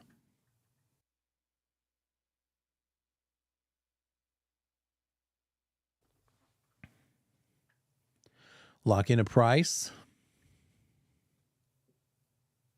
What else? Yeah, there it is. Waiting for another thing. Another factor is a great word for it. Waiting to see if it's going to be something they want to buy because they're not sure yet. They may not want to buy it yet because maybe they're waiting to see if the zoning can get changed to allow them to do whatever they want to do with it. But if the zoning doesn't get changed to industrial, then it's not worth anything to them and they're not going to move forward and turn this into a purchase. They still had to pay an option fee. They still had to pay $3,000 or $30,000 or whatever thousand amount of money to have the time to decide and wait for a vote or a road to get approved or whatever. Here's the other thing about an option to purchase. Listen to me on this. Very testable. It is not for a renter. If any of you are renting and you're thinking, I like this place, if I could buy it, I would. And maybe you were thinking, maybe I'll get this landlord owner to agree to give me the first dibs on this. If they ever want to sell it, they'll let me try to buy it first. We're not using an option to purchase for that use. Because look, you got to stay off the property. With an option to purchase, you're not occupying it in the meantime. You just have an option to buy it if you want to later, but you don't get to use it or possess it or get on it. I mean, you can go look at it in that moment when you're deciding if you want to do the option, but you can't utilize it, possess it like a renter. So an option to purchase is not what a renter would do. That's one of those other preemptive rights that we'll talk about next. You're paying a fee for an amount of time. You're staying off the property in the meantime, waiting for a thing to happen that decide whether you want to, for you to then decide whether you want to actually buy it or not, exercise your option to buy it or not. And in order for that option to purchase to be enforceable so that you are protected against anybody else, you need to record it. Under the Connor Act, if you recall that thing. The Connor Act says real estate contracts and options to purchase and leases for more than 3 years need to be recorded to be enforceable. Or no, recorded in order to protect against third-party claims. And it's also, here's another one, I should put this word in here. An option to purchase contract is a great example of a unilateral contract because of this last bullet point. It's not a bullet. The optionor, the seller, cannot terminate it. The seller cannot do anything about this option. If they've given the option for that buyer to have, they have to sit there and wait for the buyer to make a choice or decision. So it's not for the buyer to make any promises. The buyer's not making any promises. It's still up in the air, and they have the privilege of deciding yes or no, am I going to buy it or not? The seller has made a promise. And the promise the seller, optionor, has made is, I'm going to give you time to do it and not sell it out from under you until you tell me yes or no. And you have this much time to do it, and you've given me this much money for me to give you that much time. So you got to stay off the property. If you're a renter, then you might use one of these other two. But this doesn't have to be a renter. But if it is a renter, you would use one of these methods. One of them, this is two things. Let's just look at the top thing for now. These are both versions of something called a preemptive right. You have a right to maybe buy it based on a thing. And so the first one is called a right of first refusal. It doesn't mean that the seller has to sell. The seller's not saying, I definitely am going to sell.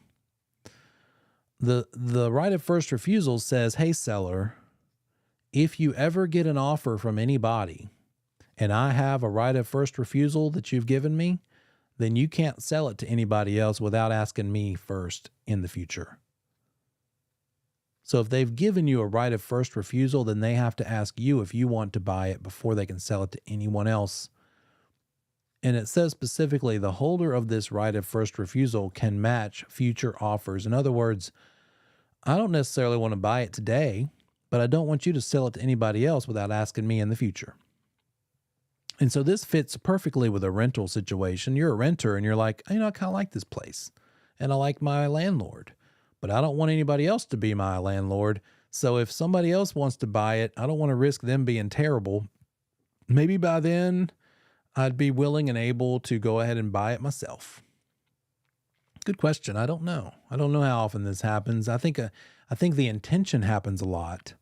How often does a right of first refusal happen? I think people think they want to use it, but then it just kind of usually fizzles out. And a lot of times people are using one of these preemptive rights because they need to clean up their credit or fix something that makes them unpurchasable. They can't buy today. So they're like, let me get the right from this landlord to maybe buy it if they ever get an offer. It's like open-ended. And they're a little more optimistic about their chances and success in the future. Maybe a year from now, they think they'll have all their credit score cleared up, and they don't. And then the seller says, oh, I got an offer, but I sold you this right of first refusal. You want to go ahead and buy it now? And you're like, well, I thought I would be able to, but I'm still in my same situation. So no. So I think the intention is more so than the actual execution probably. But here's the other one. Well, to continue this, the right of first refusal, since we don't know yet, because an offer hasn't come in yet, because we're just holding our place in line in case one does. And since that's how that's working, we don't know what that offer is going to be. It's a price that will be negotiated later. In other words, we don't know what we need to beat yet because we're waiting to see if another person is going to make them an offer that we then would have the right to try to beat.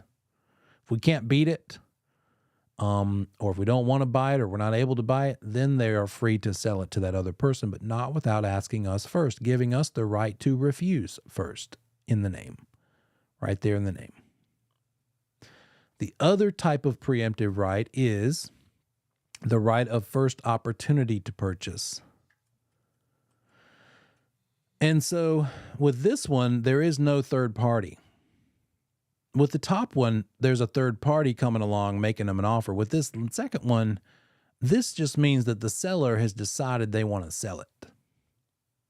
And since they've decided, hey, I kind of want to sell it now, they have to give you, the holder of the right of first opportunity to purchase, guess what?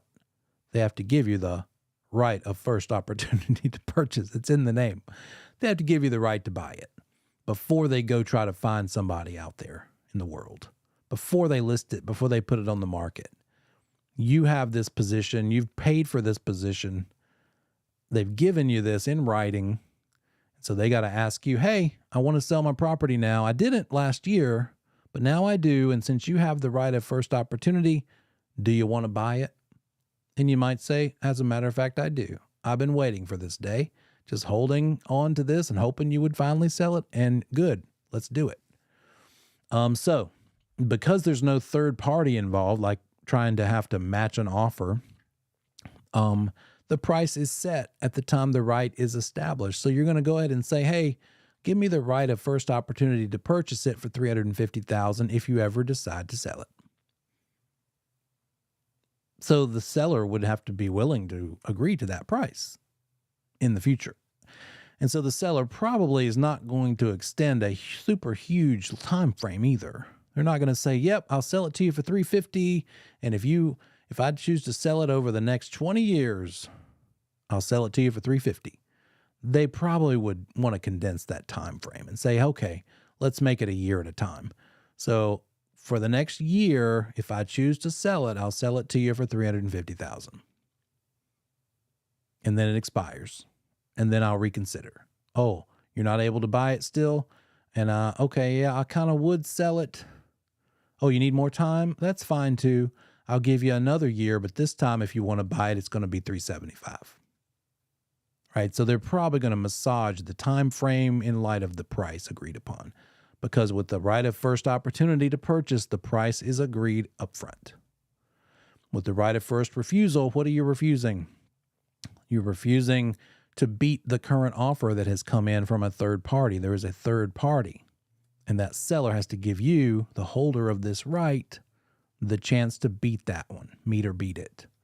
And so that price is going to be negotiated later because we're waiting for an offer to come in, which we would then, as holder of this right of first refusal, try to beat. Does that help? Both of these could be a renter situation. So watch out for that. That'd be an easy point to get. If it's talking about an option to purchase, it's not a renter who's living there in the meantime. If it's a renter, it's either one of these two things. Because you can occupy it while you have these two rights. So, true or false, the tenant has the right to decide whether they want to purchase the property at a future date with an option to purchase.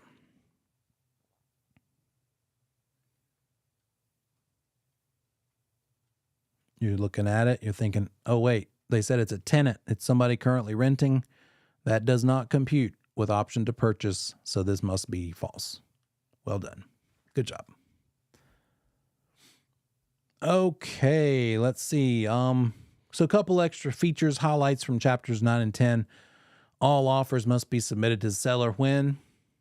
Immediately ASAP, but not later than 3 days. Multiple offers must be submitted to the seller, again, immediately, not later than 3 days, and telling the world or those offerors that there's multiples is up to the seller to give us permission whether to do so. We're not allowed to screen offers, meaning we can't disqualify or choose not to pass an offer along just because we know the seller probably won't take it. I've several times made offers as a buyer agent, and the listing agent handled this poorly and said, oh, that offer is entirely too low. There's no way they'll accept that. I'm not even going to present it. And I'll have to very kindly and firmly say, well, you are required to present it. Why don't we go ahead and let's just see what the seller says about it? I can appreciate your insight. I appreciate it. I'll try not to get combative because that doesn't help any. And I'll say, I appreciate that info, but really, as you well know, we got to find it out directly from the seller. So if you wouldn't mind, or even if you do, go ahead and present the offer and let's just see what happens. If I feel like they're going to completely sabotage the offer, by the way, I could talk to my client and say, hey, buyer, I'm getting a bad vibe from this agent. I feel like they're going to put a bad cloud on this offer and kind of really discourage. So I would be willing to do this if you want to give me permission to do so. And if you want me to make the offer to the seller directly in person on your behalf. Now, the listing agent would need to be in the room, be present, maybe even on Zoom. But somehow, maybe if your buyer doesn't trust that listing agent is going to give your offer a fair shake, a fair try, they're going to try to and you can't control what they're going to say about it after you've left anyway. But that's a thing, not something you'll be tested on. But in real life, that's a possibility. Agents have said, let's get together, give me a chance. My buyer wants to make sure that the offer is presented in its best possible light. And they could still turn it down. The seller could say, I don't have time for that. No, just send me the offer. That could be a thing. But sometimes you got to go above and beyond and think. Sometimes I've had it where the other agent, I'm like, they're going to sabotage this thing if they can, and they're just not going to give it any sort of credit at all. There you go. Yep, not surprised a bit. Tara says, a buyer said the offer was too low, probably would insult the seller. Yep, I hear it a lot.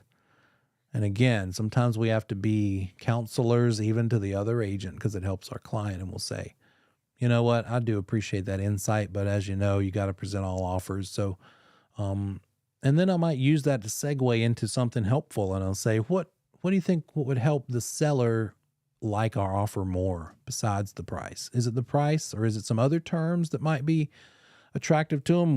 Do they have a particular need about a closing date, sooner versus later, or later versus sooner, or I'll ask that anyway. But it's, it's more about staying away from the combative and more about the collaborative.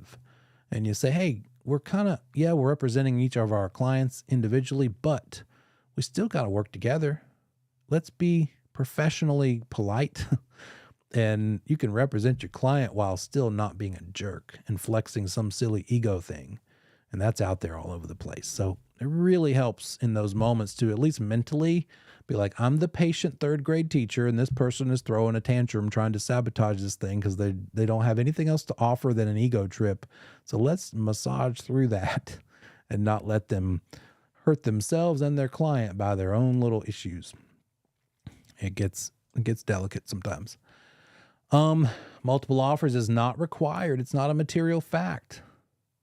We don't have to disclose it. It's up to the seller. And then if we have a lot of changes in the back and forth of the negotiating, let's make it nice and clean and fresh and no scribbles and scratch throughs. Let's make it easy and legible, easy to read. That's it for 10, guys.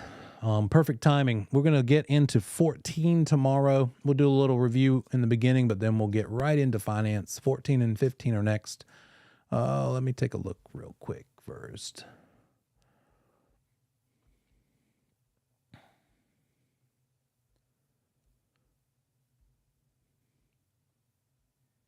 Oh, wow. Oh, there we go.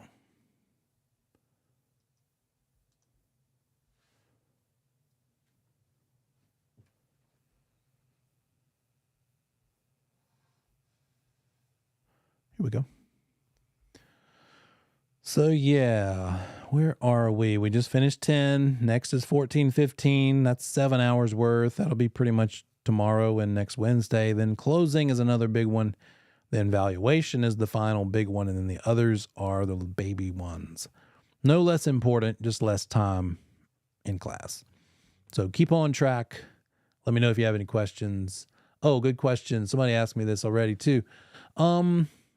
You probably would want to, let's wait till after tomorrow for the midterm, because we will have had enough of the finance stuff that you can have a shot at getting those right as well. So I'd go ahead and do that between tomorrow and next week. Good question. Have a great night. See you tomorrow.